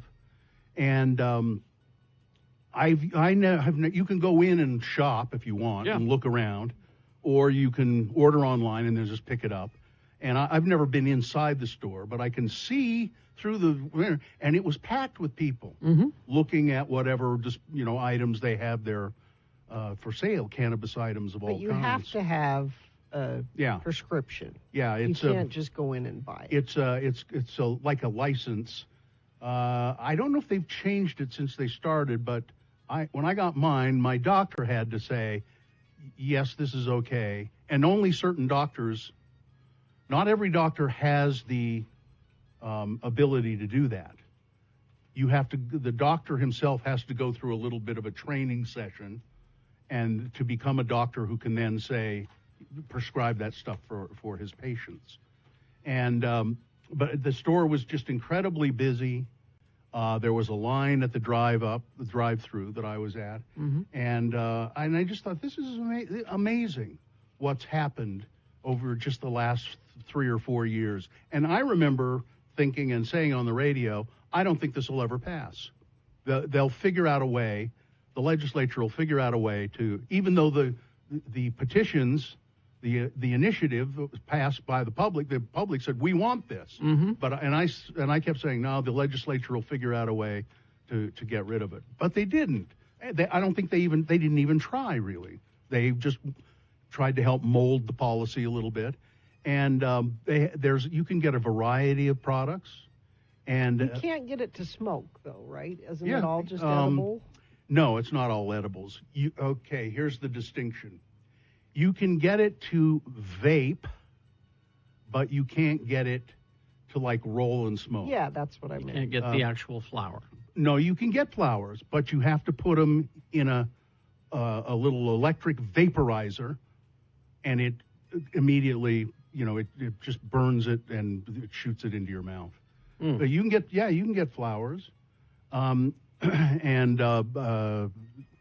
can get that kind of stuff. And but what was really crazy to me was, as the woman was handing me my order, she said, I really love your morning show. It is so great. I listen to you guys on my way to work every morning when I'm coming here to work. This is all just a story about how you were recognized at the dispensary? No, I mean, really. That's the punchline? So well, that's smoking hop? Yeah, that is the punchline. Because there is no other punchline other than that it's just... Is it expensive? Yeah, kind of. But it's... Yeah, I think it's kind of expensive. Somebody says, Bill, I was behind you at the drive-thru at Dragonfly. Really? Oh, God. Well, there you go. There's our crowd right there. So may I ask what you use it for? Is it for pain? This was a topical lotion, kind of. And it works very, very well on certain kinds of muscular pain. Oh. And it's loaded with cannabinoids. There's also the people who are selling this stuff, they have such incredible knowledge about what these products are. They know the makeup, how much, and it's stuff that I go, huh? And I was talking to him on just like your pharmacist knows what stuff. I was talking to him on the phone about the product that I wanted to get, and they didn't have it anymore. And I said, can you recommend something similar? And that's what I went and got. But I said, why don't you carry the other one anymore? He said, well, some places are still carrying it, I think, but there was some question about synthetics. There's some synthetic cannabinoid in it, and we don't like that here at Dragonfly. Oh. We don't care for that. So, there was a company advertising on X96 for a while that I took advantage of. I got my medical card, very easy. Oh, I don't remember that. You don't need a prescription. You only need your medical card, which you obtain from a QMP, which is a certified doctor who can approve your cannabis card. Right. That's right. The dispensary is the only place worth going on Black Friday. Great deals. Doing a little Christmas shopping. By the way, I said, she told me the price, and I said, oh, that's $10 cheaper than what you quoted me online. I paid for it when I got there, but I said, that's $10 cheaper. And she said, oh, you get a discount because you bought X amount of stuff. They have a point system, apparently. I go to the one in Brigham City. It's always packed. Yeah. I don't know. There's a couple in Salt Lake. I don't know how. Well, there are more than two, I think. The definition is it has to be a flameless product. Right. So you can get the flower, but you put it in this little electric thing that heats it up and vaporizes the flower instantly, and you can. Yeah, no flame to flower is what they call it. Dry vaporizers only. I guess the thought behind that is secondhand marijuana smoke might make somebody high, but it goes straight into. I guess, but this just goes. It's kind of hard to get used to that kind of thing. Back in the day, when you just roll stuff up and hope that you didn't get arrested. Let's see. It takes about 2 days to get the card. It's not very expensive either. It's like Ivy says, I believe the pot license takes 2 weeks. That you have to be vetted. Costs $250. I can't remember. No, I don't. It wasn't that expensive. I can't remember how long it took. But then when so you only get it for 6 months or something like that at first. But then when you renew, I think that was for 2 years. Oh. And now my 2 years is almost up, so I got to. The vape burns at a lower temperature, so it's better for your lungs. I just moved back here from Oklahoma. It's just amazing how different medical is here compared to there. I had at least 5 dispensaries within a mile, and a lot of the sponsor of the stations, so I say hear many ED commercials here as I heard dispensary commercials there. Oh, okay. Yeah. Plenty of erectile dysfunction commercials as opposed to... Okay, Brad, I'll see you later then. Brad? Bad Brad Wheeler's texting me. Just unrelated. Yeah. Well, yeah, it's unrelated. Completely unrelated. Completely honest. It's completely unrelated to what we're talking about. It really is. Completely unrelated. No, I mean, I have a legitimate a legitimate use. And it's and I don't really, to be honest with you, I don't really like the feeling of being my mind being altered with marijuana. I don't. It's not my favorite thing in the world. Believe me. That's I'd prefer your mind altered by other things. Yeah, but not that. Yeah, not that. And it was the same way back in the day. It just always makes me feel kind of uneasy, and I don't know. This is some kind of pipe. Although my family says, but you're so fun. Oh, really? Yeah. Dad, can't you go to the dispensary? Isn't it time? We like dispensary, Dad. That's my sign off. That's what they call me, dispensary Dad.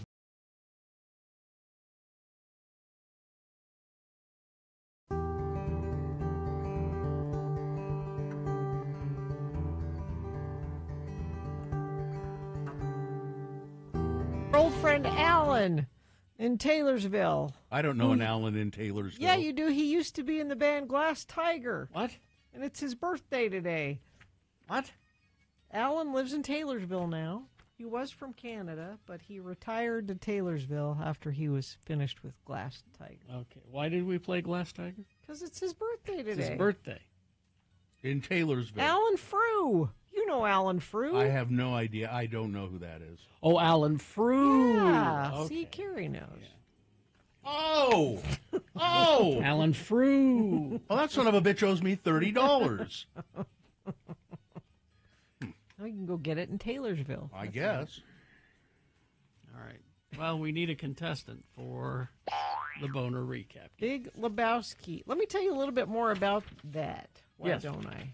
Because there's more to it. Than just the words "The Big Lebowski." So it's the 10th annual Big Lebowski Festival, November 9th, Peary's Egyptian Theater. That's in Ogden. In Ogden. It's the 1998 cult classic. Now, they are going to have White Russians there if you're 21 or older. They're going to have, they're going to show the movie. There's going to be a costume contest.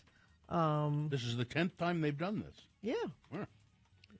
I love that bit in the movie where he doesn't have any half and half for his Caucasian. And so he gets the powdered coffee mate and makes it. With vodka and powdered cream. Yeah. And Kahlua. Yeah. It's Oh. Kahlua, vodka, and cream. God, just hilarious. Or I guess, is it half and half specifically? Half and half. Yeah. Another Caucasian, Gary. Let's see. Well, let's. What? Oh, okay. We're doing a radio show. Yeah, we got it. We got a contestant. It is Lon. Lon? Oh no, Lori. Lori. Excuse me. Hi, Lori. Are you there? Hi. Hi, Lori. Hi. What are you doing today? I have to work. I'm sorry. Like normal. I'm like sorry. normal. It's just a Friday. Is working okay? You like it okay? Yeah, it's not bad. All right. How are your spirits, Lori? You know. Yeah. Yeah. We know. Okay. Let's try to make it better by having you win something. How Yes. about that? Did you? You will win something, Lori, and then you'll be very happy after that. Can you? Did you hear the boner candidates today? I sure did. All right. You'll know. Here's the candidate. You tell me the winner, and you'll get to go to the Big Lebowski Festival. Number one, I wanted her to go to heaven and avoid the devil. This is a doctor in Los Angeles. Has Dr. Lucien Cox. He asked a patient if she'd had Jesus in her life when he learned that she'd had an abortion some 36 years ago. Do you have Jesus in your life? Do you want to go to heaven? You need to go to heaven and get away from the devil, he said to her. He's been asked to surrender his license. Good. Boner candidate number two, and now her bowl is gone. An Ogden story. We even had a little bit of video. A friend of the program writes to us about Porch Pirate at Halloween. And this if you go to x96.com/live, you can see the little doorbell video. But this young woman dressed as a pirate comes up and steals the whole bowl of candy that he and his wife had left outside. And the bowl had a certain sentimental value to them as well. And she just stole the whole thing, and off she runs. I hope they catch her. Well, Yeah. and the parent in the car, or the adult in the car, okay with it, apparently. And then there was boner candidate number three. She'll do anything I want, and she won't talk back. It's Lamar Odom. Is he a basketball player? Was that his? Used to be. Yeah. He went to this doll factory, this sex doll factory in Las Vegas, real doll, and they do look very, very realistic. And he is getting one that looks just like his ex-girlfriend, Khloe Kardashian. Ex-wife. Are they married? Oh, yeah. It says, I can do anything I want to this doll, and she won't talk to me, won't talk back to me. So those were the three candidates. Lori, who was the winner? I would have thought it was going to be local, but it was number 3.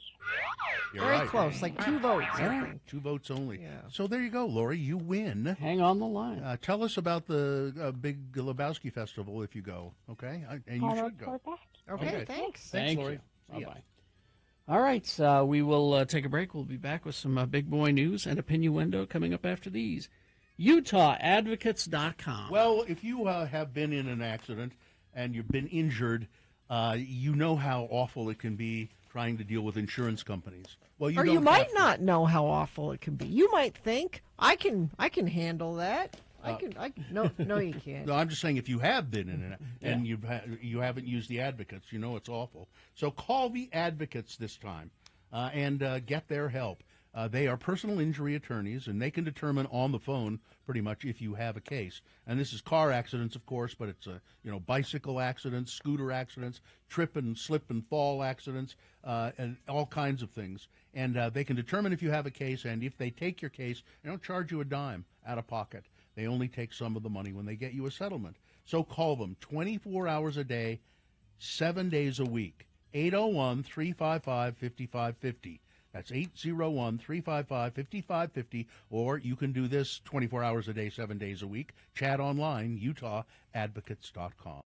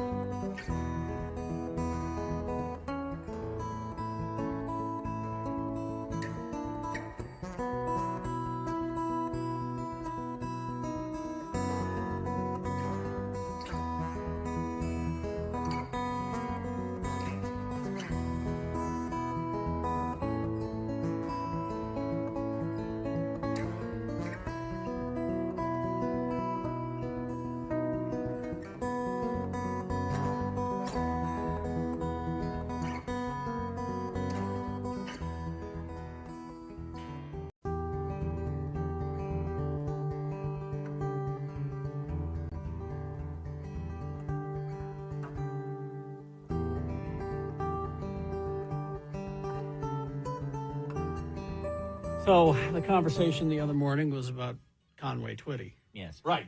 How he is my mortal enemy, Uh-huh. even in death. Mm-hmm.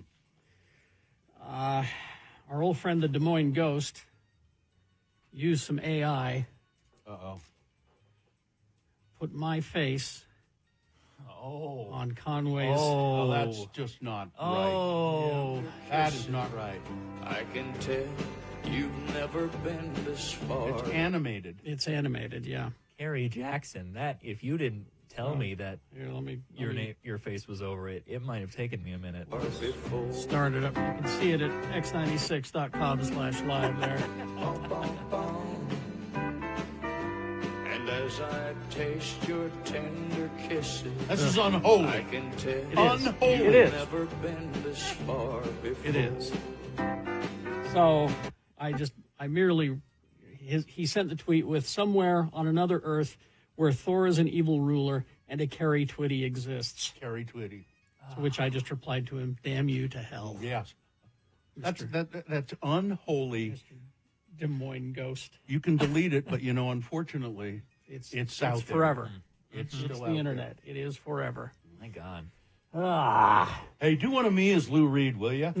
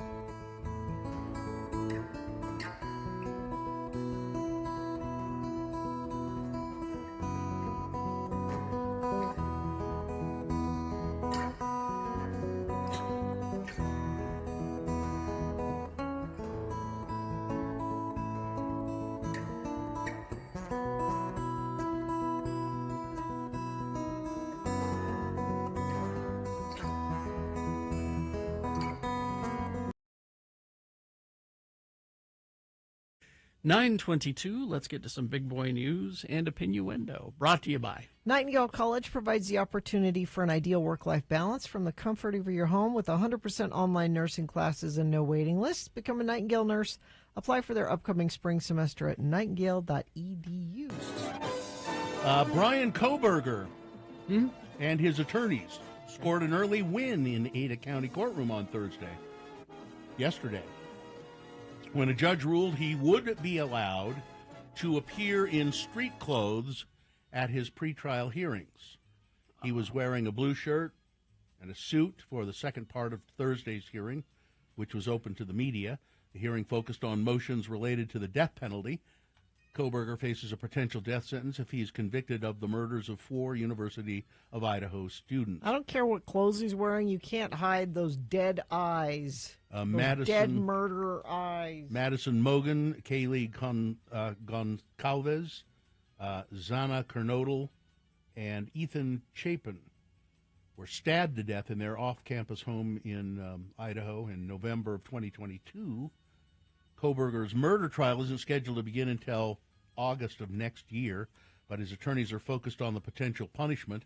Prosecutors filed a notice of intent to seek the death penalty in June of last year. Since then, Koberger's attorneys have filed several motions seeking to take the death penalty off the table. Defense attorney Ann Taylor argued to Judge Stephen Hippler that Idaho is not currently capable of executing inmates on death row, and said that to keep a person on death row without a way to execute them is dehumanizing. Well, maybe they aren't human to begin with. Yeah. I don't know. Koberger, that's a pretty big deal, though, when you get get permission to not wear your prison suit. Oh, I see. Your prison clothes in Well, he court. looks guilty if he's wearing prison clothes. And I mean, that's it makes us here in the federal courthouse when that guy jumped up and stabbed somebody in the courthouse. Yeah. Yeah. It's because he was not chained to the table. Yeah, because it looks like he's guilty. Yeah, and the judge had said, you can't chain him to the table. And I mean, it does make sense. It's you're trying to give everybody the fairest of fair trials you can. I suppose. If you put him there in front of, you might as well just hang a guilty sign around his neck, or just hang him. The Menendez brothers' bid for freedom might be derailed now. Oh? After the Los Angeles District Attorney election ousted one of the notorious duo's biggest supporters. Oh, really? Incumbent Los Angeles County District Attorney George Gascon announced last month that he had recommended Eric and Lyle Menendez be resentenced for murdering their parents in 1989, but Gascon was voted out of office on Election Day. There's some thought that he was saying that in hopes that it would help him get reelected. People love the Menendez brothers. I'm going to say I'm going to let them go. That doesn't make sense. No. Nathan Hochman will be replacing Gascon, who was sworn into office in December of 2020 and has built a reputation for his progressive approach to criminal justice reform.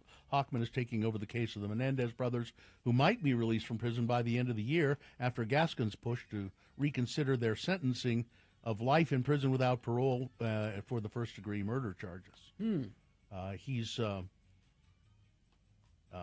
The Menendez boys look a lot different now, don't they? Since I'm not 30 years. I've not seen a current photo of them. One of them, no hair at all. He didn't have hair back then. I hate to break it. Yeah, I know. He had a bad toupee. And the other guy, I guess he has real hair, but it's not helping him. Doesn't hurt him with the ladies, Bill. Well, it's true. Ladies love Menendez brothers. Yeah. They both are married now, I think, aren't they, in prison? They got married in prison. Prince William has described the past year as brutal and probably the hardest of my life, following his father and wife being diagnosed with cancer. In a wide-ranging and surprisingly personal interview at the end of his week-long tour of Cape Town, the Prince of Wales was asked how hard the last year has been, answering, "Honestly, it's been dreadful. It has probably been the hardest year of my life, so trying to get through everything else and keep everything on track has been really difficult. Speaking about how the King and the Princess of Wales have coped, he added, "I'm very proud of my wife. I'm proud of my father for handling these things that they have done. But from a personal point of view, it has been brutal. Brutal." Well, Mark Wahlberg had this restaurant in Las Vegas. Yeah. Mexican restaurant, brand new Mexican restaurant. Okay. And they're going to have this big ribbon cutting ceremony and it caught on fire. Ah. A spokesman for Flecha Cantina. Flecha? That's a terrible name. How do you spell that? Flecha. Flecha. Flecha? Flecha Cantina. What would you look up? Maybe Yeah. that word might mean something. It probably does. Tells People magazine that a fire started November 6th after a defective fire pit caught fire on the bottom of it. The fire crew came and put it out straight away. No damage at all to the interior of the restaurant. The only damage was the fire pit and the chair next to it. Thankfully, nobody was injured, but they have to postpone the grand opening just a little bit, a day or so. There was expected to be a ribbon-cutting ceremony on November 7th, but... it's an arrow. A flecha is an arrow? In Spanish. All right. Oh, okay. Don't know why you'd call it that, but there Well, you it's go. a Spanish restaurant. Yeah, but it's an arrow? I don't know. Yeah. There's an arrow. Is there I don't know. logo? I don't know. I haven't seen the picture. Slipknot's clown has shared details of his worst ever onstage injury. The founding member and percussionist, real name Sean Crahan, was recently interviewed by Vulture when he opened up about the grisliest injury he ever suffered on stage. Though Crahan admitted he's had a lot of injuries, the only one that's really done me in was when I ripped my bicep in half on stage by hitting a keg with a bat. Okay? If you know anything about the bicep, it's basically two wires, one on each side that holds the muscle in place, kind of like rubber bands, and it just ripped. I ripped those effers, he said. He's the clown.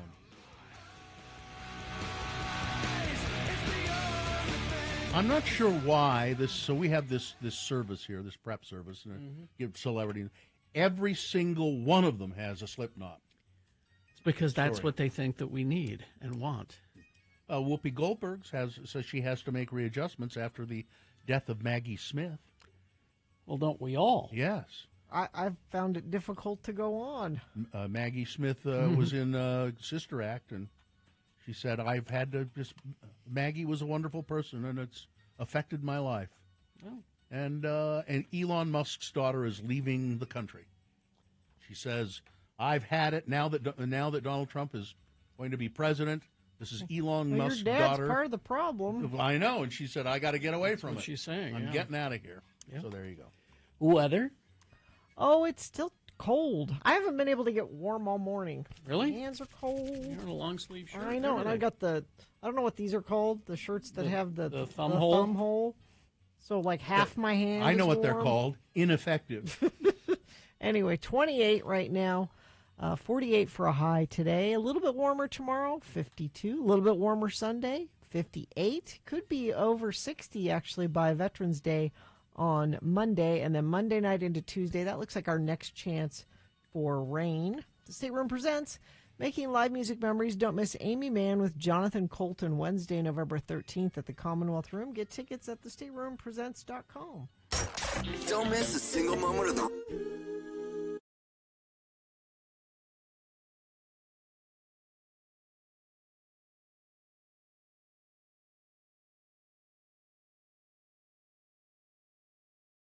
Do you want to, one of those? Do you have a? I do. I have a. One of these? Okay. It's Radio from Hell with another list, because people love a good list. X96. Now, this might be an exclusionary list. Okay. What do you mean? Well, it's sentences that only those who lived through the 80s will understand. Okay. Okay. Number one, don't forget to rewind that tape before you take it back to the video store. Please be kind. Be kind, rewind. And rewind. Yes. Mom, can I go to the arcade to play Space Invaders? No. Here, I made you a mixtape, and I hand wrote all the track listing on it. Well, yeah. I got the phone. You can hang up. Oh, yeah, extensions. That never happens. Extension lines. That's true. Mom, I got it. You can hang up. You know, go back even further. When I was growing up, we shared a line with other households, other homes. Party line. Party line. Thank you. I Oh. couldn't remember the term.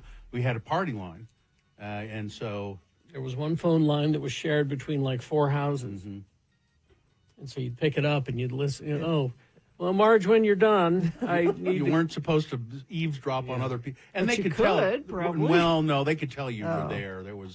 They could tell you were there. So, anyway, go ahead. Oh, I hope my Walkman batteries last through this whole trip. Yeah. Walkman. Don't forget to set the VCR to record your show. Saturday morning, I spent all my time watching He-Man and Thundercats.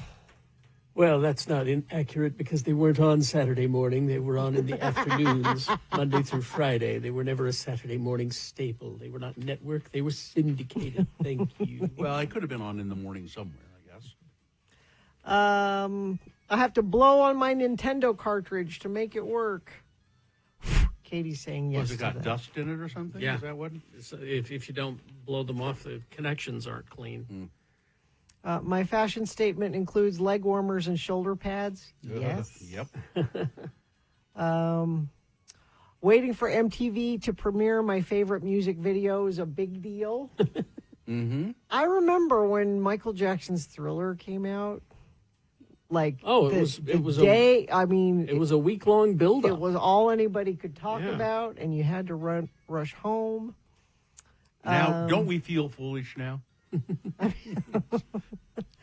I can't decide which movie to rent at the video store, Breakfast Club, or Ferris Bueller's Day Off. Or just going to the video store with no clear idea in mind what you wanted, and then just kind of trying to browse through things.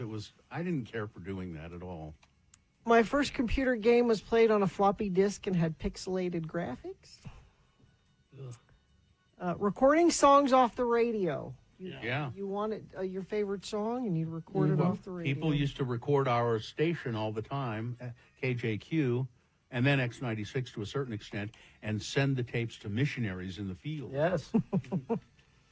And finally, the sound of dial-up internet, or not being able to use your phone because you were using your phone line.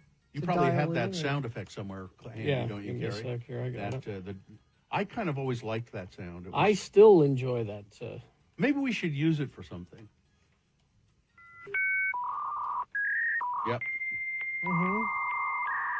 Hey, look, my AOL disc just came in the mail. Again. And kids, you couldn't use the phone and the computer at the same time. Nope. Because that's the line you were using. All right. There you go. That's just a Well, little. thank you. That's just a little. All right. A little something.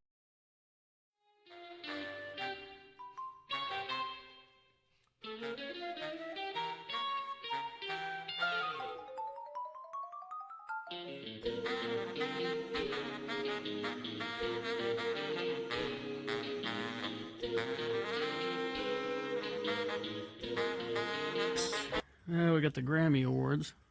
Huh. Oh, album of the year. Yeah. Charlie XCX, Brad. I'm voting for that one. That will be album of the year, probably. Could be. Taylor Could Swift, be. The Tortured Poets Department. Yeah. Well, is that album of the year? I don't see that as No. It's record. Album, that says here in Rolling Stone, album of the year. Andre 3000, Beyonce, Sabrina Carpenter, Charlie XCX, Jacob Collier, Billie Eilish, Be Hard, Hit Me Soft, Chappell Roan, The Rise and Fall of a Midwest Princess, and Taylor Swift, The Tortured Poets Department.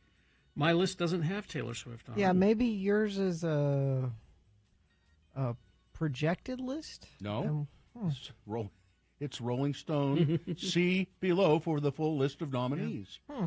Record of the year, The Beatles, Now and Then. Oh, that's that kind of they We put found it together. Yeah, we found these old recordings. Yeah. Beyonce, Sabrina Carpenter, Charlie XCX, Billie Eilish, Kendrick Lamar, Chappell Roan, and Taylor Swift, featuring Post Malone. Well, I saw that Chappell Roan. on Saturday Night Live. Yeah. Pretty good. Not bad. Song of the year, Shabuzi. Huh? No, not huh, Bill. Pretend you know what that is, because it's a thing here in Utah specifically. Shabuzi? I know exactly what it is. It's a bar song. I mean, that's the name of the song. What's the Utah connection? Shabuzi performed at the inaugural Utah Hockey Club game, and now that is their fight song. That's that is their their thing? drinking That one, song. a bar song? Yeah. Or tipsy in parentheses. Yeah, that's their song. Yep. Let's see. Best new artist at Chapel Roan. Ray and Shabuzi. Oh, and Teddy Swims. Yeah, we don't. Is there a single artist that we play on here? I mean, well, in the best new artist category, there's a band that we promoted. Khruangbin is in best new artist. Oh, here we go. Best alternative music performance. Okay. Cage the Elephant, Neon Pill, Nick Cave and the Bad Seeds. Why have I not heard this song? Song of the Lake. Fontaine's DC, Starburster, Kim Gordon, Bye Bye, and St. Vincent, Flee. So, those are some we have played. What is this? King's horses and never mind. And he knew that he would dissolve if he followed her into the lake. But he also knew that if he remained upon the shore, he would in time evaporate. This will never win an award. I disagree. You think? I think Nick Cave? I think the Grammys love Nick Cave. I think they might give it to him because it's your time. It's your turn. It's your turn. I mean, I love Nick Cave, but I don't think that song will win anything. Oh. I'm thinking St. Vincent Flee would win. Could be. Could be. Yep. I don't know. So there you go. I'm sure that I will not watch the Grammys. That's the thing. When is the show? Don't know. Can't say? Don't know. Yeah, Don't care. Don't know. Can't say. Did you have something else? Yeah, I just, the other day you were giving a hard time to the Costco Connection magazine. You said it was full. You said it was a coupon. It's not a real magazine. It is too. I get it all the time. I get you read it for the articles. Yes. This is. You said it's just full of coupons. First of all, I'll tell you there is not a single coupon in here. Not one coupon, and it's full of informative articles like. Buying smart holiday gift baskets that you can buy at Costco. Well, and here's some pictures of the baskets that are available for sale at Costco. Of course. Okay. I mean, they're not stupid. Let's see. How about the Fungus Among Us? With their rich, savory, musky flavor, mushrooms can cap off any meal. Mushrooms. Can you get mushrooms at Costco? Yes, it's an article by Laura Bode. Gina, here's one for you. For your help, all about vertigo, causes and treatment for the condition that causes dizziness and more.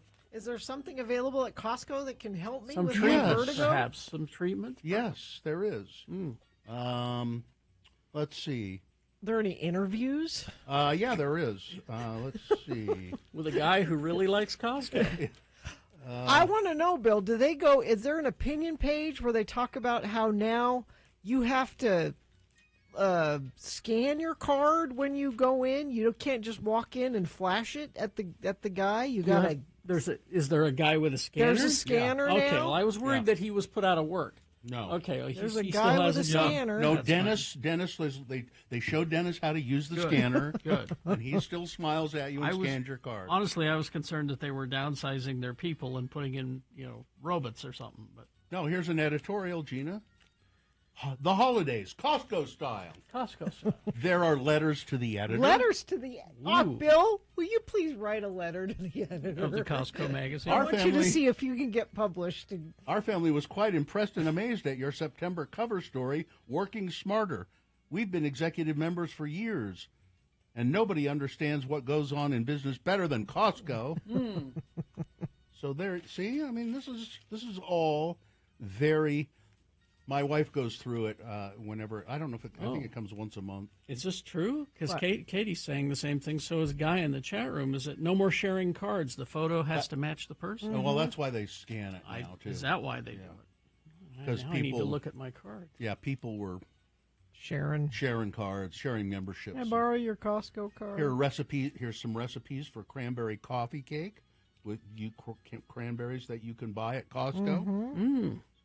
So it's, I just felt you were just maligning the magazine because you had never really looked at it. I mean, it's true. I haven't. This is. Oh, there's is your picture on it? Not a coupon in it. Pretty well worn, but yeah. Yeah, my picture's on my card. A really old picture. Okay. Man, these are nice. These are really, really nice duvets. Listen, as long as the hot dog's still $1.50, that's all that matters. They'll never change that. They Apparently swear they'll not. never change. All that matters. Yep. All right. And it's a good hot dog, too. Let's see. All right. Well, let's take a break. We'll be back after some messages and a song. Dave's outside. I saw him. With the boner of the week. Dave the Flower Guy will just come in here and tell us who the boner of the week is. Make sure his picture's on his card before you let him in. All right. Scan it.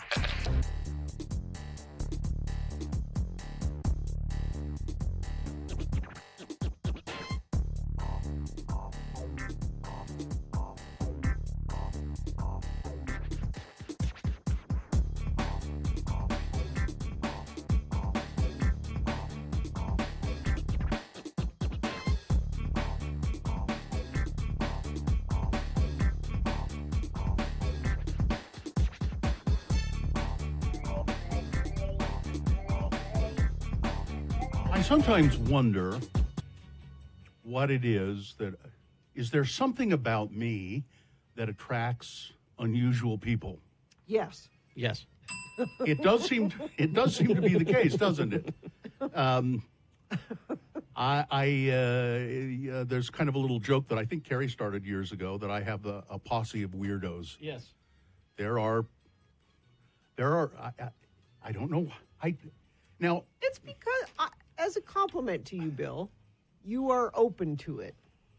You are interested in different people. Yeah. You tend to engage people in conversation that maybe I wouldn't or Carrie wouldn't. So that invites you into. I'm generally kind to people, but so that does explain a lot of why I end up having strange people that know me, that gravitate toward me, that people, a lot of autistic people sometimes.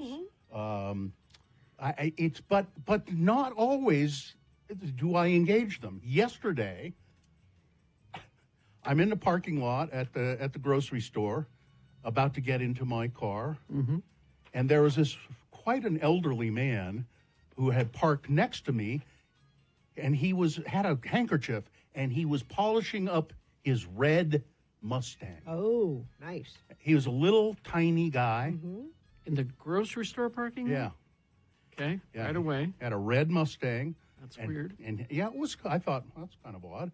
But I didn't engage him. I just went up, put my groceries in the back of my car, and he walked up to me and said, like the color of your car. It's also about the same color as his car. Oh. And I said, well, yeah, it's kind of dirty, though. And I went and started to get in the car, and he said, what? And then he engaged me in this long conversation. About cleaning cars? About cars in general. I think he was Italian, had a heavy accent. He was probably 90, 80 or 90. I mean, he was quite old. He was a person, actually, I would have liked to sit down and talk to at some point, but I needed to go. Yeah. But no, he's not. And why is this guy driving I asked him finally, what year is that car? He wanted to talk about his car. Apparently. I bet he's polishing it in a parking lot, hoping people ask him. But I didn't. About his car. I didn't engage him at all. And it was odd that he was just walking around the car and he take his handkerchief and just. He wants people to ask him about it. Probably. He's probably lonely. He's proud of it. Yeah.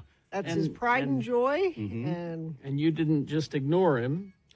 You engaged slightly, and that gave him the opening. Yeah, I guess the slight engagement was, well, he started it. He started it. Well, they always do. And I said, yeah, my car is kind of dirty, but and I went to get in. And that was enough, though. And then it was a long story about car crashes and insurance, and I'm standing there at the door of my car going, okay, I've really got to go. I've got to go. Bye-bye. Bye-bye. But I can't just say, okay, fine, thanks, bye, boom. Because the weather's warming up. People that have those cars, like they take them to Liberty Park on Saturdays and Sundays. They have those old car shows where that's the whole point is come look at my beautiful old car that I I think you said it was a 1980, but I don't know. It was not. You could tell it was in good shape. And I think he said, "Yeah, I've only got 120. It's 120,000 miles, something like that." Because he was Italian. But what is it? You know why? It's Mario. Hey, it was a promotion for the Mario movie. Maybe that's what Bill doesn't realize. Yeah. Maybe I was just being duped. That was the Mario Kart. Was the red cart. Somebody just texted this in. I wanted a cool nickname in high school, and somebody said Magnet because every time we went to a party, at least 2 people followed me around all night. Yeah, I don't. That same kind of thing happens to me, and I don't know. And again, I do engage people.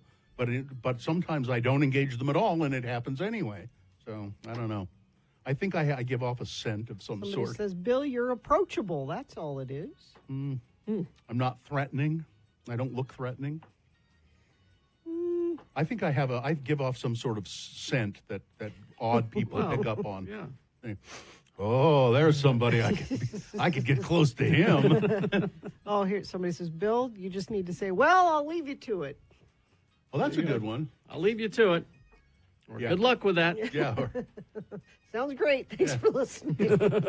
Yeah.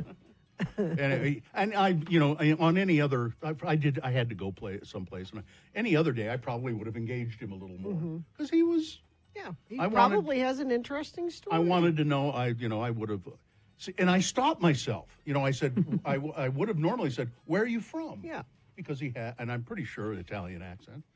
Where are you from, and why are you here, and how long have you been here, and what do you do, and because you're curious. Because I am curious, but yesterday I wasn't curious. I just wanted I'm to in go. a hurry. You had to get home and make that pasta you told us about. And he was wearing a surgical mask, which I thought was odd because we were outside in the parking lot. He didn't have to have it, but it he's was 90. So. Yeah, it was so loose good though. idea. It was so loose that it was like below his nose, and he so- kept pulling it up over his nose. So as to be ineffective. Yeah. And I didn't get too close to him either. But anyway, it was just, I wonder why it just happens, I have all these, and people that I've been in contact with for years that still reach out to me and, hey, Bill, hi, how you doing? I'll talk. What you could have done was you missed a spot and then Tori got in the car. Bill, you'll never be lonely. Or I could say, look over there. Well, anyway. I just keep moving. I will engage, but I keep moving. I don't stop. Yeah, and they won't. And then they'll drop off usually. They'll go, oh, he's on his way somewhere. Carrie's very busy. I'll say, looking good. Yeah, I'll just quickly throw, just something like that. But I will not stop. Yeah. I will keep moving. But it's like that story. I didn't engage that guy. That I've told the story before. I was at a stoplight. And the guy comes running up to my car and says, "Can you get me a ride up the street?" And you did. And I went, oh, "Okay." He jumped in the front seat of my car. I took him 4 blocks. I'm sure this is fine. He said, "My girlfriend just called me. She's having the baby now." That's so I just drove him 4 blocks and he got out. Yeah, someone's having a baby is always made up. That's never an actual excuse for anything. I think it was true. I think it was true. She, I got to get her to the hospital. That's what he sure was panicked. How far did you take him? 4 blocks, I think, or 5 blocks. Not far. And he was got there a out? woman on the sidewalk with Did she walk out? Belly? Well, he just said, "Let me off here," and I said, "Do you want me to take you down?" And he said, "No, I'm fine." Jumped out and then ran down a couple of houses down the street. Have you heard that story of Seth Meyers' wife? Oh, yeah. Having a baby in the lobby of their apartment Twice. building. Twice, I think. Like, I think she had it in a car once, and she Uh-huh. actually had it in the lobby of the building Yeah. once. Two very, like, whoops, there it is. Oh, and I guess there's a baby. You get that, would you, Seth? I think the doorman delivered it. Let's see. My dad is the same way. Without fail, in every neighborhood he's lived, he finds the strange kids, every kind of person. He's always nice, and we can't explain it. They flock to him. Maybe there's just something about the way some people carry themselves that makes it.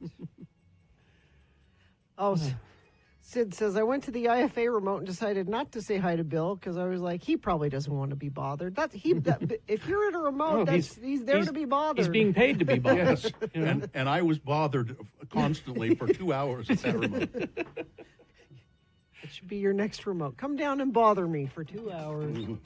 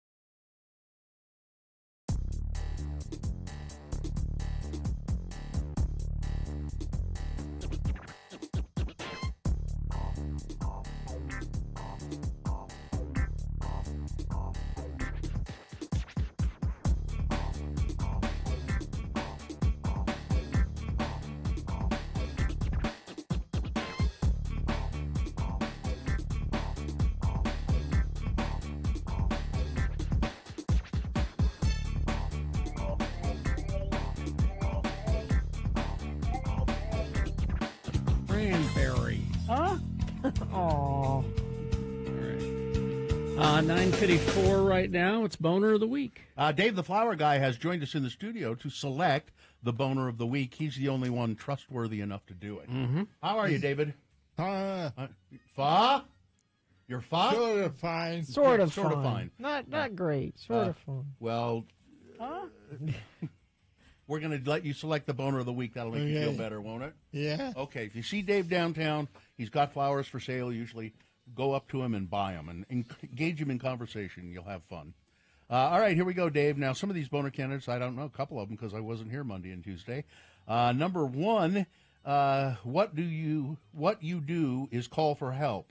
This is a 21-year-old driver scared, didn't know what to do after running over a 63-year-old man in a car wash parking lot. Oh, yeah, I saw this story. The driver proceeded to wash his car and then leave the scene. This was local, too, wasn't it? Yeah. Yeah, just left the scene. The elderly man was cleaning the parking lot when he was run over. That was Boner candidate number one. Boner candidate number two from Tuesday, perfect fashion choice. A former police officer has 3 counts of pandering, sexually oriented material involving a minor, and other counts of gross sexual imposition. He was wearing a DILF shirt. Perfect. In court. Dad, I'd like to... Yeah. Well, he claimed it stood for something else, but still. Devoted, involved, loving father. No, yes, that's what he said. Yeah. That's Boner candidate number two. Number three from Wednesday. You ain't from this country. If you ain't from this country, and by that I mean Texas, you can just crawl off and die. Texas hospitals are going to start asking for people's proof of citizenship or asking them if they're citizens of the United States. It's just cruelty. Boner candidate number 4 from Thursday. Was it his biblical values that drove him to kiddie porn? The former leader of a conservative Christian voter outreach program in favor of Donald Trump, arrested for possession of child sexual abuse materials. And finally, number 5 from today. She'll do anything I want and she won't talk back. Lamar Odom buying a realistic sex doll, which he's going to make sure looks exactly like his ex, Kourtney Kardashian, so he says he can do anything he wants to it, and she won't say anything. All right, Dave, which one is Boner of the Week? Number 4. Was it his biblical values that drove him to kiddie porn? There you go. Good choice, Dave. Excellent choice. That's it. All right. Well, let's do the promo and crawl toward the exit. Monday is Veterans Day. Liquor stores are closed. We're veterans of morning radio. Shouldn't we be closed too? Not the right kind of veteran. But we've been in radio, in the trenches, for 30-plus years. Did I mention that the liquor stores are closed Monday? Radio from Hell, Monday morning, here on X96. Don't want your veterans getting liquored up. God forbid. All right. I think we're good. Any plans for the weekend? Nope. I got a remote tomorrow. Yes. 11 to 1 at Nilsson Homes in Ogden. Okay. So there's that. There would be more information about that probably on our website. I hope. Take your word for it. Key tags and fun. All right. And of course, Utah by 5. Go Utes. Okay. Fine job as always, Katie. Live long and prosper, bitches. Don't you know who I am? Like I said, Utah by 5. Trust me. Artie Fufkin is next.